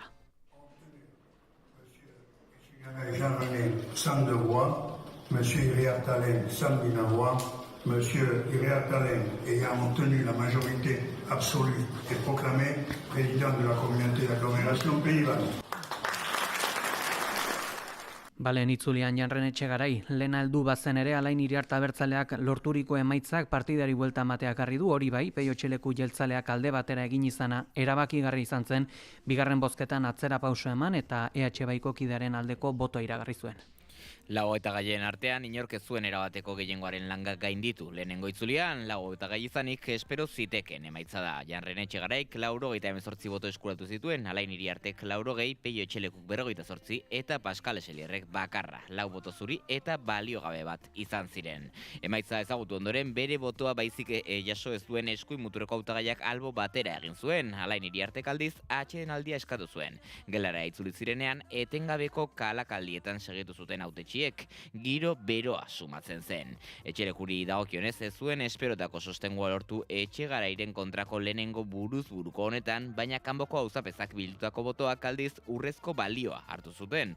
Horretaz jabetuta, atxeden aldetik itzuli bezain pronto mikrofono galdetu eta adierazpenak egin zituen. Etxelekuk bere hautagaitza erretiratzen zuela jakinarazi ondoren, Iriarten aldeko botoa emanen zuela iragarri zuen. Je confirme mon retrait de candidature et qu'à titre personnel je voterai pour Alain Iriart. Bere autu horrekin hautagai jeltzaleak tresna eraginkor bat ezarri zuen lehen bozketan Etxegarairen autua egin ez zuten kontseilarien eskuetan, beraien boza Iriartengana bideratzeko. Bigarren bozketarekin Alain Iriart gehiengora heldu zen, 119 boto eskuratu zituen, Janrene Etxegarai lehen itzulian jasotako 98 botoetatik 102 igaro da, eta zuriak 8 izan dira eta baliogabeak 3. Batxaloen artean hartu zuten kontseilariak Alain Iriart hitzartze labur baten baita ere Etxegarai eta Etxelekuren aldeko errekonozimendu hitzak izan zituelarik eta hala laburtu genezake iraganden larun batean jasotako hautaketa saio hori hiribururaino gerturatu gara goiz honetan Alain Iriart Euskal Hiri Elkargoko lehendakari elkarrizketatzera. Egunon, lehendakari jauna. Egunon. Espero zenuen hautaketa? Espero beti, baina sorpresa handi bat izan da eta sorpresa onak direlarik onartu behar dira. Lehendakari bilagatzeko hori bai, ezinbesteko izan zen, Peio Etxelekuk bere hautagaitza bertan bera uztea eta zure aldeko botoa iragartzea. Bozketen arteko denbora tarte horretan, zertaz hitz egin zenuen berarekin? Nik gana inuke lehenik hautetxibek otu bat egin dutela, bai lehenbiziko itzulian, orduan lau kandidatu ginen, mena hiruen artean gehiengoa baginen, agiri zen aldaketaten beharra bazela, eta bigarren itzulian ni bi kandidatuekin mintzatu niz, bai Etxegarai lehendakariaekin, erteko bigarren bai nintzen mantentzen nintzala, eta mintzatu niz ere Peio Etxelekurekin, gauza berdinaren erraiteko, orduan ez da akordeorik izan, mena nik biekin mintzatu niz, eta gero Peio Etxelekuk bere responsabilitatea hartu du, eganez enetako bozkatzen zuela, eta bigarren itzulian, mezu lehenbiziko itzulian igorria izan zen mezua konfirmatu da, ene eduriko, gauza atzu herri elkargoan azkartu behar zirela, gauza on anitz egin baitu herri elkargoak, eta aldaketa batzuen beharra ere bazera. Nik uste dut azkenean hautetxiak auto hori egin dutela. Hortzazki, jakine dugu, nolakoak ere izaten adri diren hautaketaren osteko lehen jardunaldi hauek, zeintzuk dira, egin beharreko lanak eta elkarrizketa horiek telefona pentsatzen dut bero-bero izango duzula. Dudarik gabe, ene lana da gauza horien kudeatzea, instituzionea ez da gelditu behar, bere bidea segitu behar du, eta segitzen du, atzo zerbitzuak ikusi ditut eta lanean aizaniz, gauzak ongi prestatzeko, instalazionea ez da bukatuko da, lehenbiziko fase importantena bukatuko da, elduden biltzaretik landa, 24an, eta artean eskualdeko hautetxiak elgarrekin mintzatzen dira, beren exekutu bat eta permanente kontseru bat igoriko dituzten kontselarien hautatzeko, eta azken mementuan nik hautiak eginen ditut, eta delegazioak emanen, hori fase importantea da, eta gero hautetxiak beren responsabilitatean izanen dira, bai exekutiboan eta bai poletan, eta bada lan egiteko denendako. Exekutiboaren eraketa horretan, nolako aurreikuspenak dauzkazu? Pentsatua duzu jada lantalderen bat, pertsona zehatzak buruan dauzkazu? Gauzak ez dira hola egiten, guk badugu paktu bat, akordo bat, gure instituzionen aintzinazteko ordean eskualde guzietaik behar ditugu hautetxiak. Ordean hiri handiek dituzte unen beste, hiri tipiek, ertainek, eskualde guziek badute beren lekua egitura guzietan, permanentean eta exekutiboan. Orduan, autoak lehenik hautetxeak egiten dituzte beren eskualetan, ez ditu presidentak egiten. Eta gero azken autoak, delegazionen emaiteko, nik eginen ditut eta horiek proposatuko, bainan jadanik adostasunak, azkarrak, ginen dira poloetaik, eskualdetaik, eta gero lanian hasiko gira. Horre Peio Txelekuren babesa jaso zenuelarik, ondorioztatu daiteke, bera eta bere ingurua ere exekutibaren parte izan daitekenik? Bai, dudarik gabe, eta berdin Jarrone Etxegarai. Jarrone Etxegarai Baionako hauzapeza da, Peio Etxereku Kanboko hauzapeza da, orduan beren poluetan, berek dute beren kandidatura konfirmatuko, eta beren auzoko herriek dute baiestatuko kandidatura hori. Ez dut nik hautatuko nor jiten den exekutiboat. Ordean, nik pentsatzen dut denen beharra dugula, eta dudarik gabe Peio Etxerekuk eta Jarrone Etxegaraiek leku bat badutela exekutiboan nahi badude jin. Hala ere, pertsonak zaretelarik, ideologia ezberdinak dauzkazu, militantzia ezberdinak, Euskal Hiri Elkargoak hauek gainditu izan ditu eta instituzioaren lehen exekutiboetan kolore ezberdinetako hautetxeak izan dira, zuzeu ere lehendakari orde izan zinen. Zein da ezberdintasun horietatik gaindi irizpideak bateratzeko bidea? Bidea ezakit, idekik egon behar da, bakotsak behar ditu bere engaiamendak atxiki, ideiak atxiki, baina besten ideien errespetuan. Nik pentsatzen dut hori dela beharrezkoena. Eta herri elkargo egiten dugulaik, jiten gira gure herrietaik, gure bakotsak badu bere historia eta bere engaiamendia, eta horrekin jiten da. Baina elgarrekin gireraik da proiektu aman komun baten ingurean aintzinatu behar. Ordean nik proposatu dut proiektu bat, egiteko molde bat, ene pertsonalitatea ere, eta nik hori guziekin, hautetxeak hori dute, iduritzen zaut, hori dute konfirmatu, baiestatu, eta bide elgarrekin egiteko ez da beste biderik. Ez du presidentak bidea eginen eta bestekin ez partikatzeko. Herri elkargo egiten dugu, herri egiten dugu, hemen iparraldean, berditugu ere noski loturak azkartu hegoaldearekin, eta hortan ere engaiatuko niz, herri egiteko, bakotsak ere bere kompetentziekin, ordean ni elgarrekin bideatien gira, ordean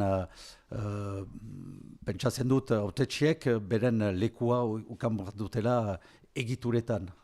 Eta zerbitzuak onduan dira gure langutzeko hautuen egiteko. Hautetxiek pentsatzen duten pixkat baztertuak zirera, eta nik debatean ezarriko ditut. Ordean debatea da bakotsain ideia entzun, errespetatu eta gero majoritateak aintzinat joan beharko du gauzen egiteko. Nik espiritu horrekin joeten iz, president izaiteko, denen errespetuan, politika azkar batzuen xutik ezartzeko, eta azkenean ez gira ez dugu hautetsiek instituzione bat xutik ezartzen instituzione bilakatzeko. Instituzione bat hor da, jenden eta herritarren beharrer harrapostu baten emaiteko. Ordean, nik izigarri kasunean dut president gisa, hauzapez bezala egin dutan, oita bost urte oitan, herri elkargoan, beste kargu bat da, importante ba, horren konsientzia badut, eta nahikeri handi bat, dudarik gabe horren aintzinazteko espiritu hortan. Aldiz, legegintzaldi honetan bada ere bai ezberdintasun bat, lehen aldiz Euskal Hiri Elkargoaren parte izango da, ultraeskuinako kide bat, Pascal Esalier. Ez dakit, beldurtzara, ea bera bertan egoteak eztabaidak baldintzatu ditzaken? Eskuin motora hor da, bizi politikoan da, nik ez ditut ideia horiek baiestatzen, hori argi da, hor da, bakarrik presentatu da, bost bat ukandu.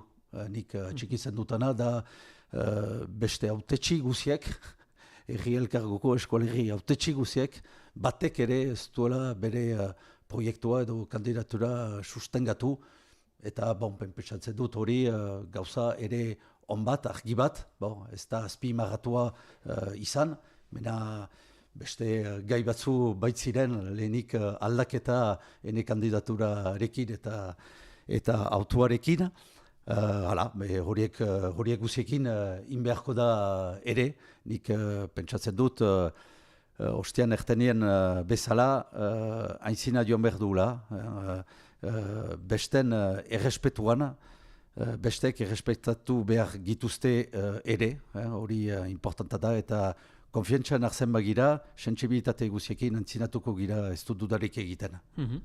Bestalde, baita ere, azken urte hauetan, Euskal Hiri Elkargoaren garapen horretan sortu ziren, hautetxien arteko talde politikoa, zuzeu, Bilgaiten taldeko kidea izan zara.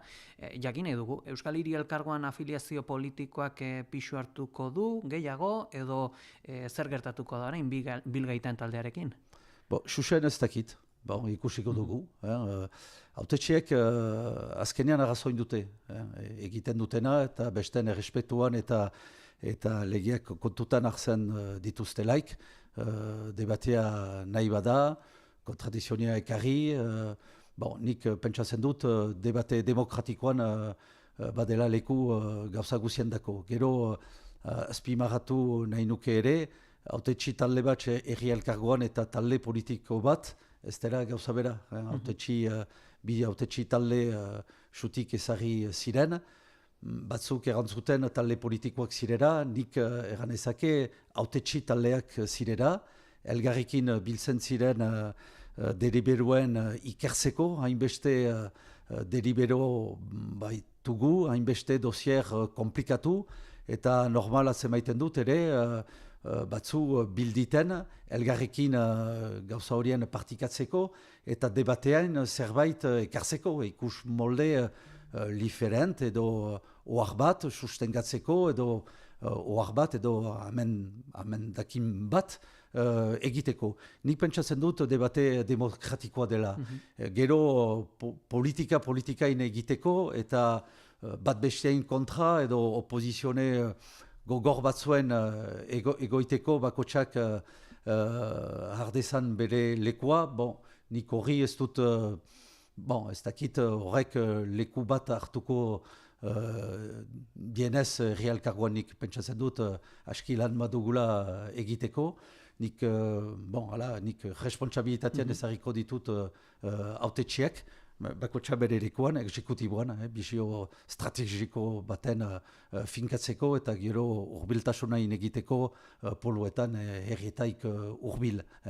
Horien, ene lehenbiziko lehentasuna eta ene proiektua da hori, eman komun batzuen proiektuen sustatzeko herritarteko proiektuak, eta ez baitez bada partikularak eta herrikoak, herritartekoak eta mankomunak.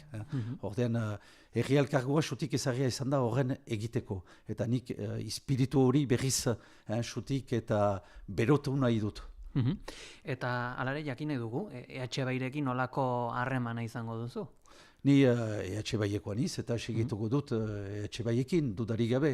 Hor ere talde politiko bat da, debateak baditugu, estrategiak, amankomunak, sutik ezartzen ditugunak, eta nik pertsonalki, enen gai emandia ez dut geldituko, segituko dut. Baina orai ez dakit hainbeste denbora izanen dutan, bilkura guzietan parte hartzeko, hori beste realitateat izanen da, nik badut misione bat, importanta, hortaz, oartzen iz oren guziz,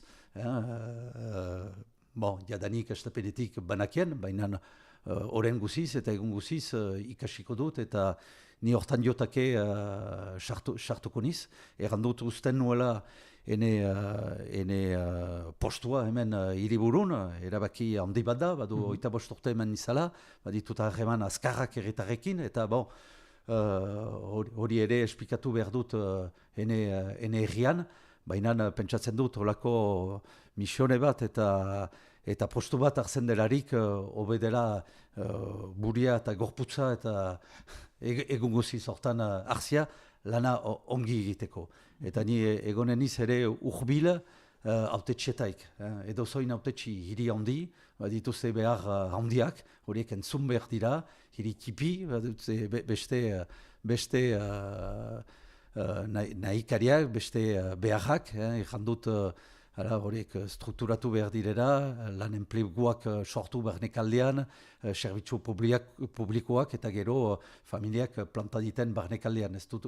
Ez dugu dena egin behar kostaldean, metropolizatu gira, aliz badira behar handiak ere kostaldean, hiri handietan, hor egoitza permanentea, soziala, eta ez bigarren egoitza, horri buruz bada lan egiteko, garraioak, biziketa bideak behar ditugu azkartu hemen kostaldean, eta garraio kolektiboak ere behar du beste mail batetat pasatu iztu dudarik egiten.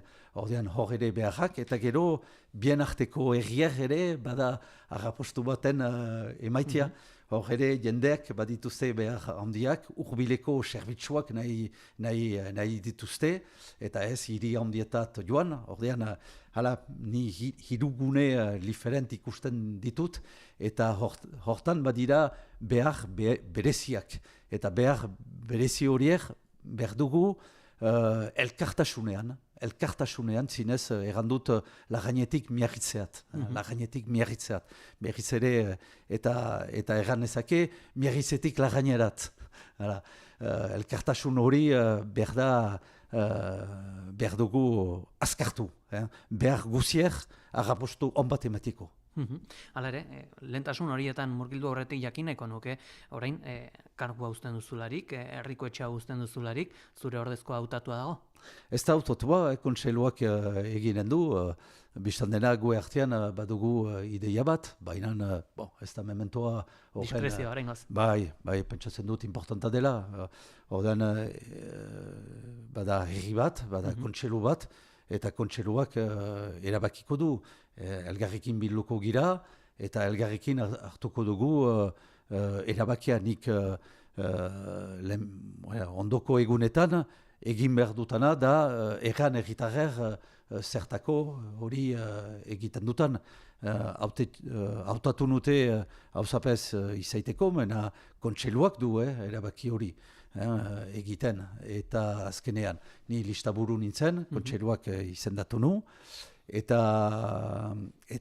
demora berean izendatu nu herri elkargoan izaiteko. Bi auto horiek baziren. Herri elkargoa mentoaz ez da hain ezaguna, mena hautatu nute horren kargo horren hartzeko. Ordan ez president kargo hain, hori ez dute hiriburuko herritarrek hautatzen, ordean behar dut informazione zabal bat eman eta gauzak ongi egiteko, bai hiriburun, denbora berean, eta baita ere herri elkargoan. Bada ekipa gazte bat, sartu dela kontseilu berri hortan, prest dira lanian hartzeko, eta nik ez dut dudarik egiten, ez dut guzten hiriburu taganeiz. Ostean erten zinen Etxebaien nintzela, bai, eta segituko dut, eta hiriburutar izaitia segituko dut, eta kontseiluan lekoa atxikiko dut ere, laguntzeko gauzen lekukoain pasatzeko hiriburuko interesak zainduz, urbiletik, ordean erri elkargoa hor da, eta hiriburu ere bihotzean eta gero kargoa beste atzoer pasatu kondizione hobenetan. Aipatzen zenun, Ipar Euskal Herriko kostaldearen metropolizazio hori, oreka bilatze bidean, zein da horren errezeta, nola lortuko litzateke hori? Bistan dena zaila da, ez da hori paper motor batean ezartzen eta gero biamunean egiten. Baina pentsatzen dut, memento batez, eta etxemplu bat hartuko dut, horren esplikatzeko. Memento batez, lana nahi badu barnekaldean ekarri, zerbitzu publikoak berdi dugu ekarri, autoak egin behar dugu. Hor, nik azken 6 urte untan, bi gune importante, erabaki dugu idekitzea kostaldean, angelun, bat horitzen hortaz. Bon, nik pentsatzen dut, enplegu gune berri horiek ez direla kostaldean ideki behar. Autoa egin behar dela eta barnekanean ideki. Eta badira, memento batez guti ziren lehenbiziko estudietan, baina poluetan izan izalaik autetxekin eta mintzatzen, bada gune importante bat akamarren, eman dezaun, bada 20 urte paperetan dela, guai aitzinatzen nahi da, ene lehentasuna, hortan ezagiko dut. Eta entzun dut ere Amikuzen, badirera 10 hektara, Amikuzeko autetxeek behiratu dute hortarako, ahalak ezagri beharko ditugu, inalafite, horien idekitzeko. Eta eneduriko ez dira gehiago ideki behar kostaldean. Kostaldean bada besterik egiteko, aipatu dut egoitza, bigarren egoitza baztertu, eta lehenbizikoa permanentea, hori lehentusana eman hori, eta gero garraioetan, bi desafio handi eta azkarrak badugu askilan egiteko hemen, eta beste moldeatez strukturatu. Eta gauzak strukturatu hola inbertsio hori egiten badugu, jendeak ez dira denak metatuko kostaldean. Jendea ekartzen du. Enplegua ekartzen du. Aktivitateak ekartzen ditu. Hori gertatzen da bai iparraldean, baina gertatzen da Frantzia guzian eta Europa guzian. Ordean nik gauzak nahi nuzke gehiago orekatu. Beharrak badira barnekaldean.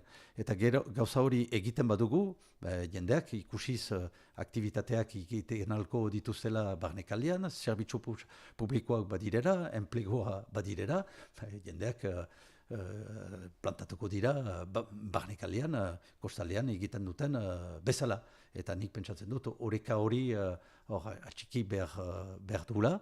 Bestenez, problematika azkarrak handituko dira, garraioen problematikoak handituko, azkartuko dira kostalde honetan, eta jadanik hala da.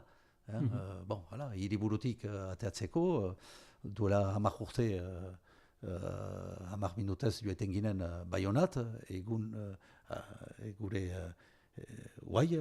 kasik 3 egunez hastean, ez gira gure apartamendetaik atatzen al, jende guziak pasatzen baitera hortik, Baionarat edo Miarritzerat joiteko. Hala problematika horiek, eta jendek, zinez, ez da autetxi baten problematika. Herritarren inguramena, egun guziko bizia, eta hori, rapostu bat eman behar da. Guk entzuten dugun gauza bakarra, da hemen, nik ez dut apartamendurik harrapatzen ez baitut ahalik erosteko aloikatzeko, ordean, apartamendu sozialak egin behar ditugu, eta ez gira, eta ez da posible, kondizione normaletan bizitzea, zirkulazionea, sobera komplikatua baita. Herritarrek hori daukute egun guziz ertan, eta pentsatzen dut, arrazoin dutela, baina horren aldatzeko, behar dira autoak egin. Autoak egin, debatea maian gainean ezagri, partikatu autetxe guziekin, ez da beste molderik. Ordean problematikak untsa ezautu, pisatu, erabakiak hartu, bideratzeko, eta alak, eta hori behar da elgarrikin egin. Problematika horietan esaterako, Ipar Euskal Herriaren arazoetako bat bada, lurzorua oso garestia dela, bai laborantxarako, bai eraikuntzarako, nola lortu halko zaio, etxe bizitza sozialen eraikitze horretan lur merke hori eskuratzea? Lurra dudarik gabe, bai egoitzaindako eta bai laborantxaindako. Ez dut aipatu laborantxa, gero eginen dugu. Ordean problematika berdina da. Ordean egoitzaindako ez da guaikoa, alak hartu ditugu ere, egoitzaren dako, bada struktura bat, hortako xutik ezagia, EPFL deitzen dena, eta horrek herriek edo herri elkargoak alak hartuz, lurrak erosi behar dituzte, behiratu ere haintzinetik PLU deitzen diren mapetan, PLUa da lur antolakuntzain,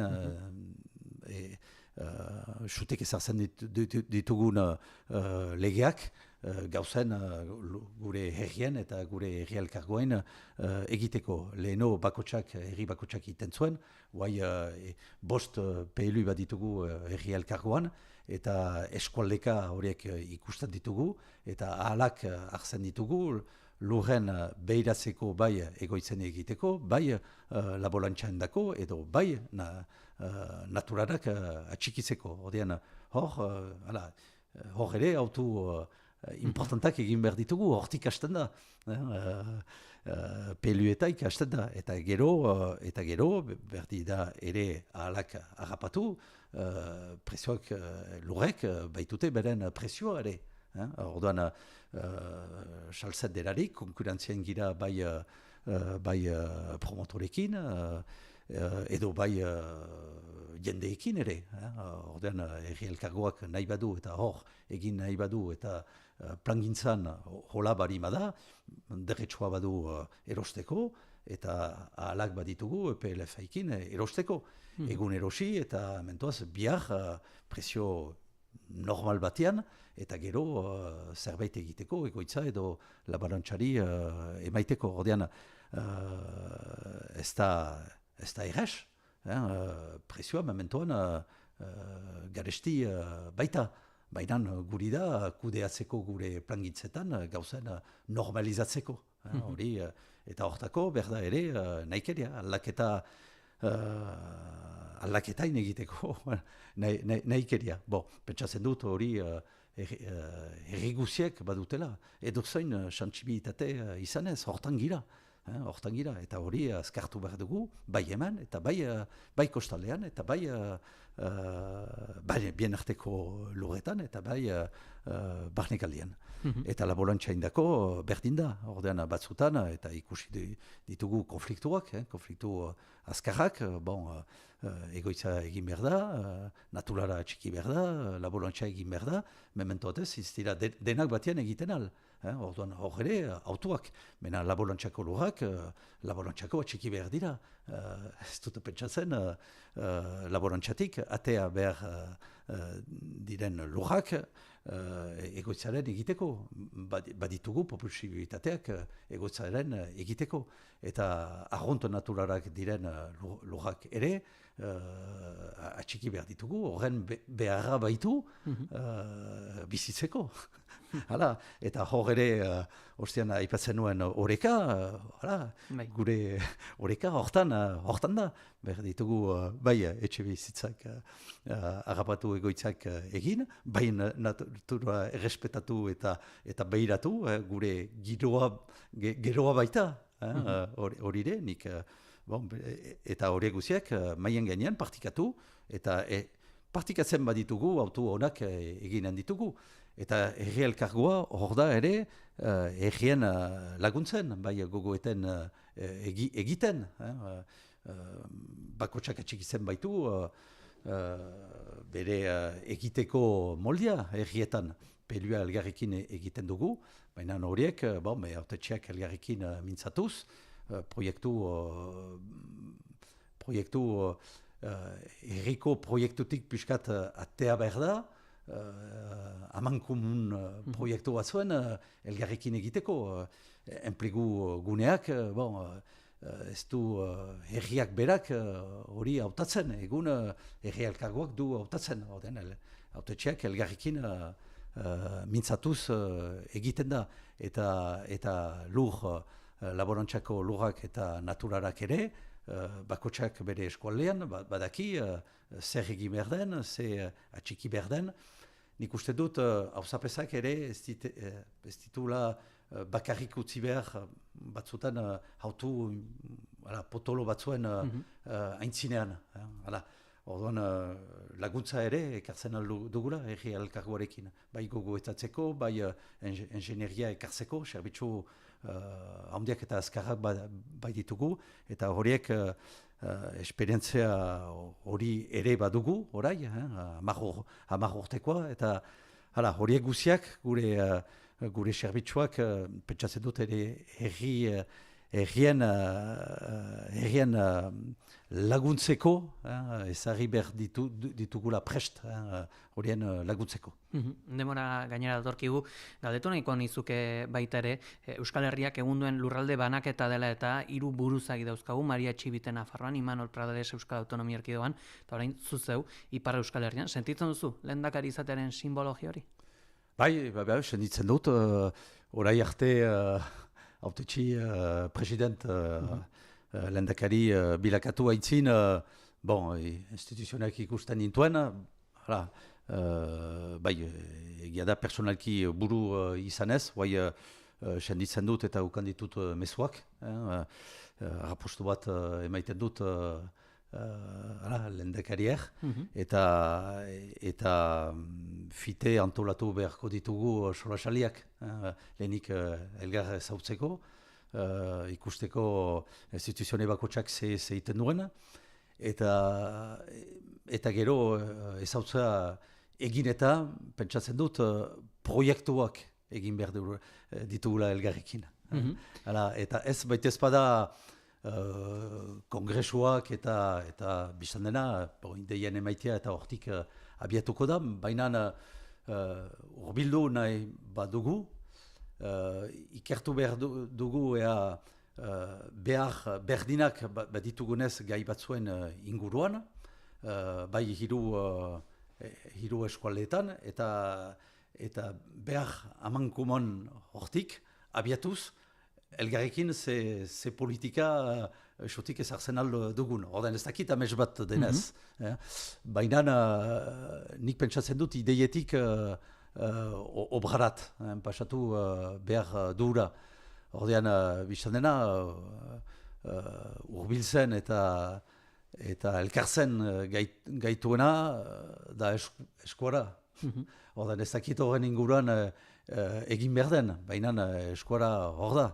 Orduan, horrekin mentoaz zerbait egin behar dugu.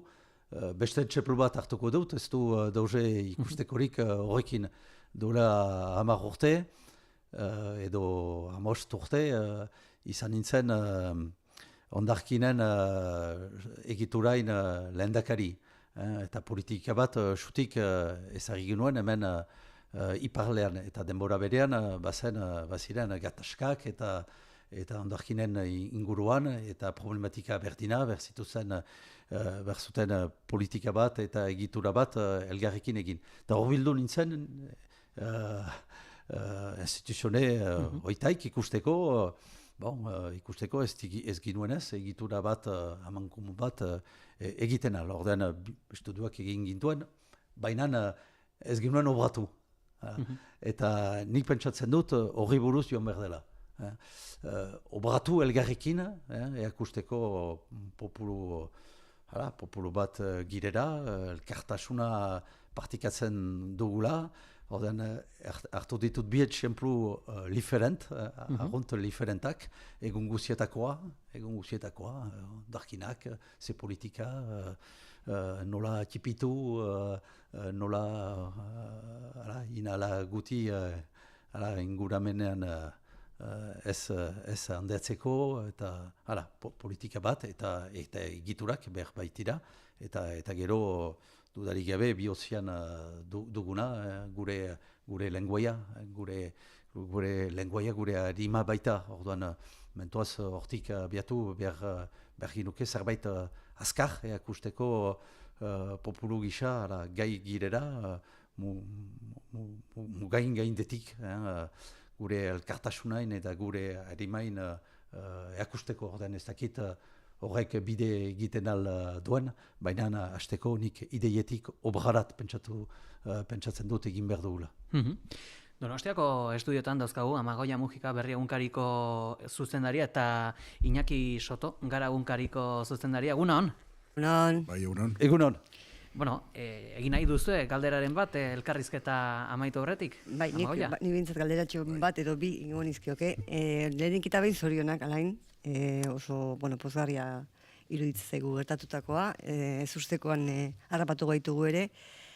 Baina orain, ez dakit, interrogazio asko, sortze zaizkigu, galdera asko, eta, esan dezu lehen, etxegaraitarrak eta etxelekutarrek, eukiko dutela horre lekua, exekutiboan.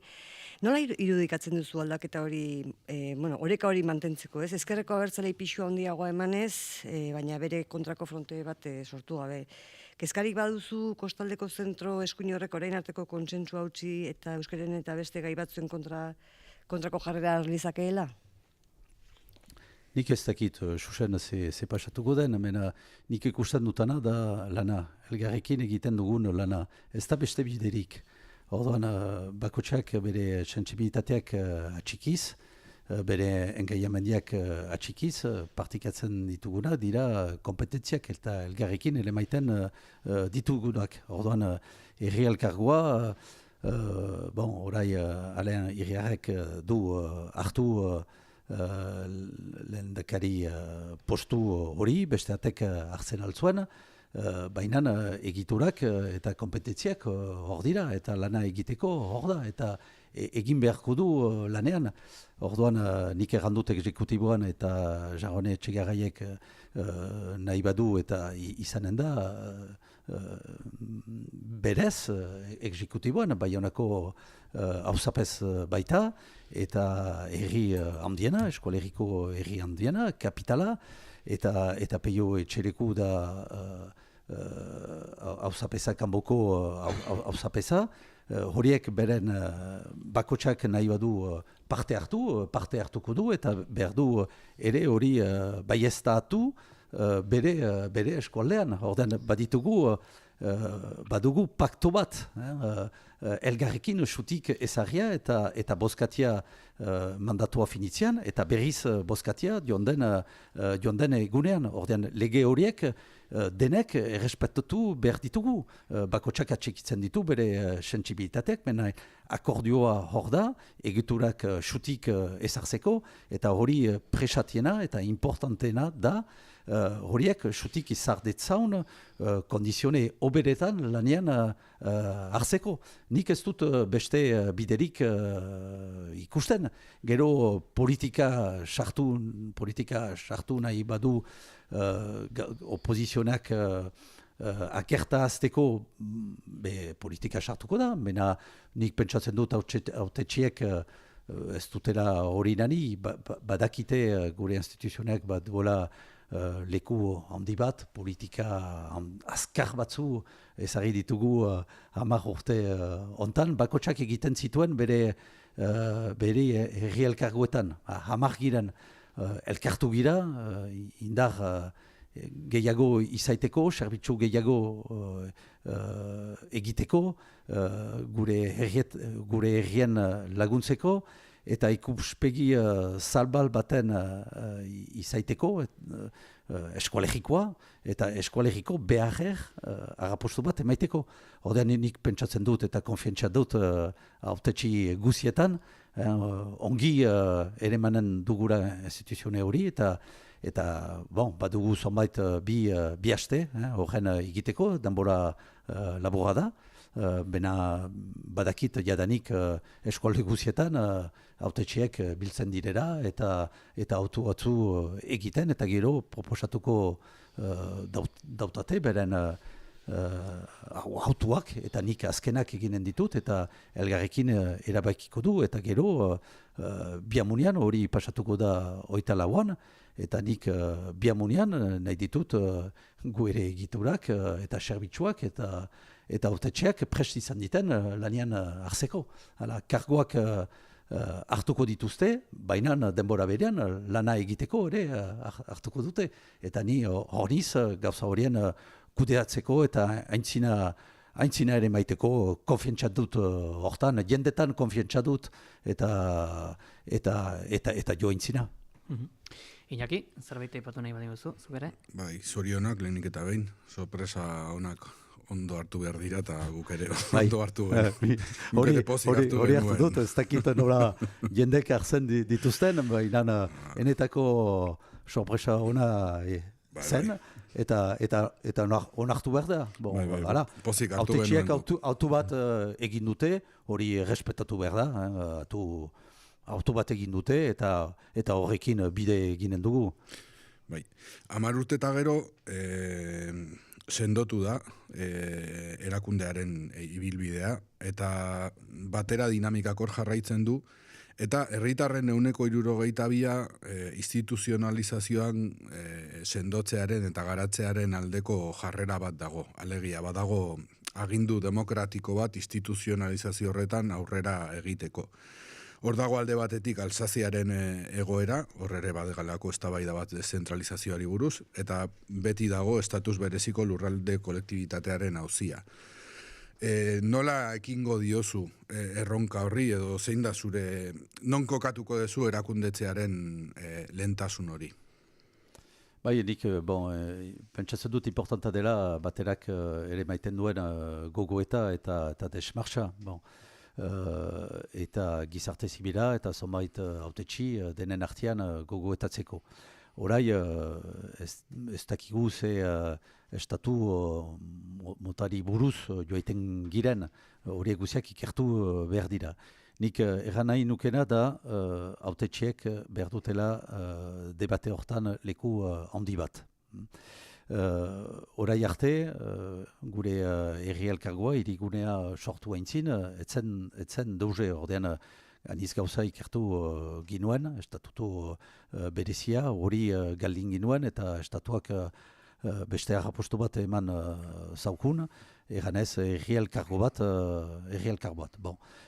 Onartu ginuen, eskualeriko eremua onartia baitzen, eta hor ikusten bai ginuen bide bat egiten zela politika azkar batzuen ere maiteko eremu azkenean onartia izan zen gure eremua eskualerikoa. Ordean entzinatu gira. Horai instituzione hori eta eremu hori ezautea da, instituzione ere, kompetentzia handiak hartu ditu, beste bide bat hartu nahi badugu, behar dugu lehenik hauzapezen, hautetxekin mintzatu. Eta nik debatea, errandut badugura leku bat herri elkargoan, hauzapezen eta biltzara, eta nik pentsatzen dut debate bat izan behar bari madugu, hortan, gu artean, sentsibilitate guziekin, ez baigira denak akort, eta hori ere respetatu behar da. Baina hautetxe guziek behar dute debatean txartu, eta denak ikertu behar ditugu. Nik ordean bada aipatu duzuna, Alsaziko hori, Alsaziak despartxat egin du, baina aldatzeko nahi, helburia hori baita, hautetxeena eta gizarteana dudarik gabe. Orduan hori modeloa da, beste modeloak bada Lyonen, beste modeloak bada Kortxan, eta bada Paiseko modeloa. Horai, badira zomait modelo Frantzian. Dola 20 urte, etzen hainbeste. Ordean nik pentsatzen dut, denak ikertu behar direla. Hori hurbiletik. Eta eskolegiak behar duela bere bidea ikertu. Eta hori gogoeta inala diende sartu behar ditugu. Hautetxiak nik hauzapez eta lehendakari gisa, behar dut debate hori, xutik ezari, nolazpait. Eta harremanetan sartu beharko dugu, bai batera, bada ere beste biltzara, lehengo biltzara, horrekin ere ikusi zer, eta beste zerbait, eran ezake, ez dugula hori bakotxak gure aldean ere eman behar debatea. Memento batez, behar direla, bide horiek behar dira kuhutza hazi. Bilgune bat behar dugu nolazpait pentsatu, gizartea, herritarrak, hautetxiak, eta hautetxiak aipatzen diturararik, herri alkargoak ez du eneduriko berak bide hori ikertuko. Bada departamendia, gure onduan, bere hautetxekin, badira parlamentaruak, eta bada dudarik gabe estatua. Estatuak ere, errean beharko du, zer nahi duen. Oden lehen ministroak ezarri du bere azken gutunean, berriz ere, undarrikaldean ere berriz egin zuen, aipatu du dezentralizazioa. Nik ezautu dutan dezentralizazioa kasik bakarra, horrek badu, berroi urte. Logoita bian, egin zen dezentralizazioa. Geroztik 10 urten buruan izan zen beste aldaketa bat, mena ez hain azkarra. Gobernamendua pres bani bada, nik hori irakurri dut, berdugu ere, estatuarekin ikusi zer nuen duen dezentralizazioa. Eta departamendiak badu ere bere erekia horren ikerzeko. Eta nien txatuko niz, aktore guzien ere maitea solasaldi hortat, ene helburua hori izanen da. Ez gira bakotxea gure gunean egon behar. Nik elkartuko ditut jendeak inahala, debatean sartzeko, eta debatean sartzen bagira bide eginen dugu. Mena estatuarekin ere dudarik gabe behar dugu mintzatu ikusteko dezentralizazioa, ez da paper batean egon behar, ostean aipatzen nuen bezala, barnekaldea eta kostaldea oreka, hori ezartzen delarik helburu gisa, gero metodo bat behar da, eta lanean izan behar dugu, elgarrekin aintzina azteko. Nik dezentralizazioen aldeniz. Bai egituretan eta bai estado atian edo Europan. Dezentralizazioa importanta da. Urbileko gauzak, urbilenean, herritarren ondoan egin behar ditugu. Herritarrek ez ezaten pentsa, hori instituzionea da, ez da ene bizia. Nik nuke nahi entzutia, herri alkargoa indako, entzuten den bezala Europaren dako, Europa urrunda, teknikratikoa da, Europak niz gauza egiten ditu ere, baina herritarrek beren burua urrun senditzen dute.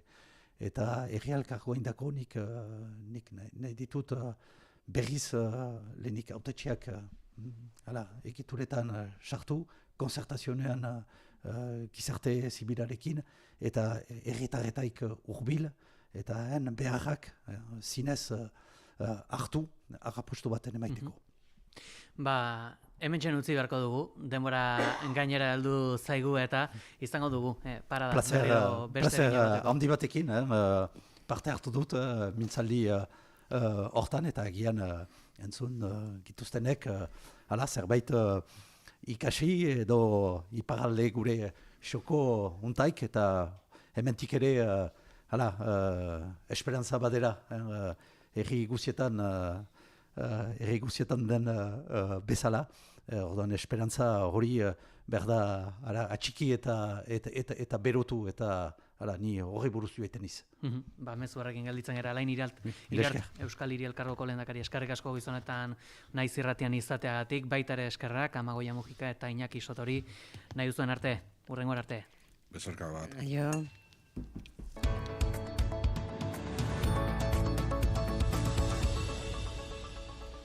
Goizeko abrarak eta 5 minutu ditugu, naiz irratian zaudete informazioaren ariaren lehen edizioa amaitzen, Alain Iriart, Elkargoko lehendakari berriarekin egon ostean. Azken urdukoaren bila, CGT, FSU, Solideg eta Lab sindikatuek deialdi bateratu egin dute, aurten ere, maiatzaren lehenera begira. Antifasismoaren eta elkartasunaren aldarriak aterako dituzte kalera. Itxaso Leon, egunon.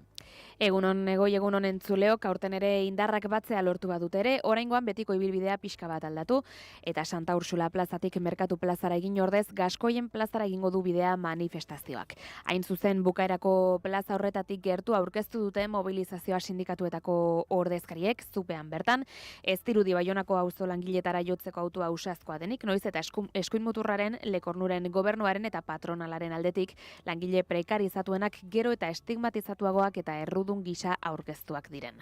11:00 abiatuko da manifestazio hori tren geltoki ondoko plazatik. Egoera kezkagarria bada ere, sindikalistek uste osoa dute politika antisozialen eta eskuin muturraren aurka borrokatzea premiazkoa dela eta horrexegatik bildu dituzte indarrak. Hainbat dira arrangura hori eragiten dieten arrazoiak. Besteak beste, langileriaren nazioarteko eguna bera azpimarratu dute, izan ere beste egun hori ezabatzeak lan eskubideen urraketa izateaz gain zama simboliko handia ere baduela nabarmendu dute.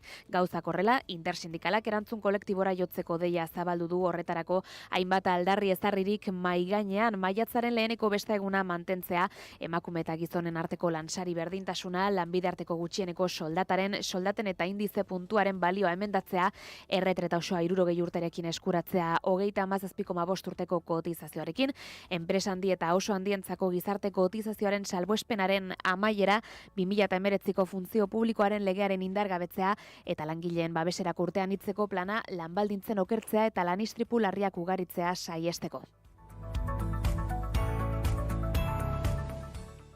Eta nazioartean, bitxikeria baten berri eman du naizek, Pablo Escobar narkotrafikatzaileak bere garaian Kolonbiara ekarritako hipopotamoen ugalketan nolabaiteko osasun arazo bihurtu da herrialdean, eta neurri zorrotzak iragarri dituzte orain mutazio genetikoak jasan baitituzte animalia horiek. Duela 30 urte baino gehiago Afrikatik ekarritako lehen 4 hipopotamo hoien ondorengoak diren ia 200 hipopotamoak espezie exotiko inbaditzailetzat joztituen gobernuak 2022an eta ordutik kontrolatzeko planak garatu dituzte orain arte aplikatu ez direnak. Hori dela eta Kolonbiako gobernuak hipopotamoak maneiatzeko plan bat iragarri du astelen honetan. Plan horren arabera, gutxienez 80 ale sakrifikatuko dira urtengo bigarren seihilekoan haien ugalketa saiesteko. Ofizialki eutanasia terminoa erabiltzen ari dira konponbidea definitzeko. Sin esa acción es imposible controlar la población y como ya vimos en las estimaciones implicaría que a 2030 tendremos al menos 500 hipopótamos afectando nuestros ecosistemas, afectando nuestras especies nativas como el manatí y como la tortuga de río. Es en responsabilidad con nuestros ecosistemas que tenemos que tomar estas acciones. Eutanasia gisako hori egiteko 2 metodo ezarriko dira, bata fisikoa eta bestea kimikoa, ala hipopotamoak harrapatzen, sedatzen eta sendagaiak ematen hasiko dira. 80 aleak Napoles etxaldetik hartuko dituzte, Escobarren antzinako jabetzakoa da herriaren erdialdean, bertan zegoen bere zoologikoa, eta alere ez da baztertzen hirietatik gertu dauden beste eremu batzuetan esku hartzean. Non animalia hoien presentzia egiaztatu den arriskutsuak baitira gizakientzat. Eguraldia eta trafikoa naiz irratian. Informazio praktikoan azkar-azkar aipatuko dugu errepideetan, bidelanak ezarri dituztela Gipuzkoa 631 errepideko 12. kilometroan Azpeitian eta Txandakako zirkulazio ezarri dutela bertan. Gainera murrizketak izango dituzte 3 metro baino gehiagoko ibilgailuek. Eta bestalde eguraldiaren informazioaren berri Iker Ibarluzeak emango digu. Eguraldiak egonkortzera egingo du astearte honetan. Goizean, hodeiak eta ostarteak tartekatuko dira lurralde osoan, hodeiak beti ere ugariagoak izango dira ipar partean, eta bertan ez da baztertu behar oraindik mendikontraren batean bereziki tantaren bat botatzea, hala ere euskeria izango da eta gehienean ateri utziko dio. Eta lurralderen hego isurialdean gainera, ostarte politak nagusituko dira. Arratsalde partean aldiz, pixkanaka mendebaldetik barrena, hor mendebaldean bereziki hodeiak ugaritu egingo dira, Bizkaian eta Araban, eta bertan, eta bereziki Araban, ez da baztertu behar azken orduetan euri zaparradatxoren bat botatzea, baina oso gutxi botako du eta leku gehienetan ateri ongo da. Aldiz gainantzeko lekuetan, Gipuzkoan, Nafarroan eta Ipar Euskal Herrian, hodeiak eta ostarteak eta eguraldi lasaia nagusituko dira. Haizeak goizean aldakorantzean joko du, baina tarteka kostaldean hego ukitu bat izango du eta hego isurialdean iparraldekoa, arratsaldean ipar haizea lurralde osora zabalduko da eta bolada zakarrak utziko ditu lurraldearen hegoaldean, temperatura minimoek behera ingo dute eta bereziki barnealdean temperaturak hotzak izango dira, minimoak 0 eta 10 gradu bitartean errendituko dira eta bereziki Nafarroan eta Nafarroa erdialdean eta Altu Xamar dauden lekuetan izotz puntu bat izango da. Maximok aldiz nabarmen gora ingo dute, Kantauriar isurialdean 16 eta 19 gradu bitartean joko dute goia, eta hego isurialdean aldiz 14 eta 20 gradu bitartean temperatura maksimoetan freskoenak, Araba eta Nafarroa erdialdean neurtuko dira, altuenak aldiz Herriberan. Entzuleok hemendik aurrera albisten kontakizuna Itxaso Leon lankidearekin, informazioaren ariaren bigarren edizioen eguerdeko 12 aurrera, gero arte Itxaso. Eskerrik asko Egoi, gero arte. Eta 10 minutu ditugunean, berandu ez oso berandu goaz gaur, bigarren kafeako adiskidei galdetzera, ea zer nola datorren saioa, egunon? Egunon, zer moduz Egoi? Ongi esan behar, zuek zer moduz? Ondo, egia esan duzuzuk ez, berandu, baino alain hiri arte entzuten aritu gara gure gustora asko, eta tira, prest zego Juri. Hipopotama bat nahi denik. Hori ere horrek eratik eman diguen aritu gara. Bai, gu ere ari ginen, edelte etxea teknikaria eta biok elkarri begiratzen, baina kasu honetan, bezakite, animalisten ikuspegitikan, honen alde, kontra edo kontralde gaude. Nik uste dut animaliek behar dutela egon behar duten tokian. Eta hortik aurrerakoak, komeriak orain animalia hoiek gizakiaren ondorioz edatu, garatu eta kopuruan onditu, eta orain horren aurkako neurria eurak hiltze izango bada, uste dute ardurak lehentxeago ere hartu beharko ziren. Zorte hon bide batez hipopotamoak akatzeko ardura dutenei, baina Inigo Goiuri barkatu konteko zuen, nola datorre horko saioa? Tira, nahi alkorta dator gurera indarkeria gineko obstetrikoaz aritzera, senatuan izan zen, EH Bildu taldearen bitartez, bertan honen inguruko hausnarketa plazaratzera, eta han bizitakoaz, alderdi politiko ezberdinen jarreraz, eta, indarkeria gineko obstetrikoaz barkatu, hariko da gurean gaur. Xabier Iberoaga itsasgizona ere gurekin izango dugu, Lazkao eta Goierri ingurutik, Ternuara, Arrantzara joan zirenen inguruko ikerketa egiten ari da, eta gurekin hariko da, eta Abogados Cristianos Fundazio Ultrakatolikoa ere gurean izango dugu izpide, nahiko saltsa, salaketa eta bestelakoetan, eta euren inguruan hariko gara, beraz, hauxe gure gaurko menua. Kontu hauek, gaurko bigarren kafean, denbora gehiagorik ez dizuegu kentzen Inigo Goiuri, orain txarte. Agur, bai. Goiuri gaua irikidu agur esateko, eta hipopotamoa ezela geratu da. Agur. Aio, Egoi. Eta gure aletik entzuleo 13 minutu dugunean, onaino gaurko informazioaren ariaren lehen edizioa. Bigarren ez bihar, gehiago eta hobea jo. Naiz irratia.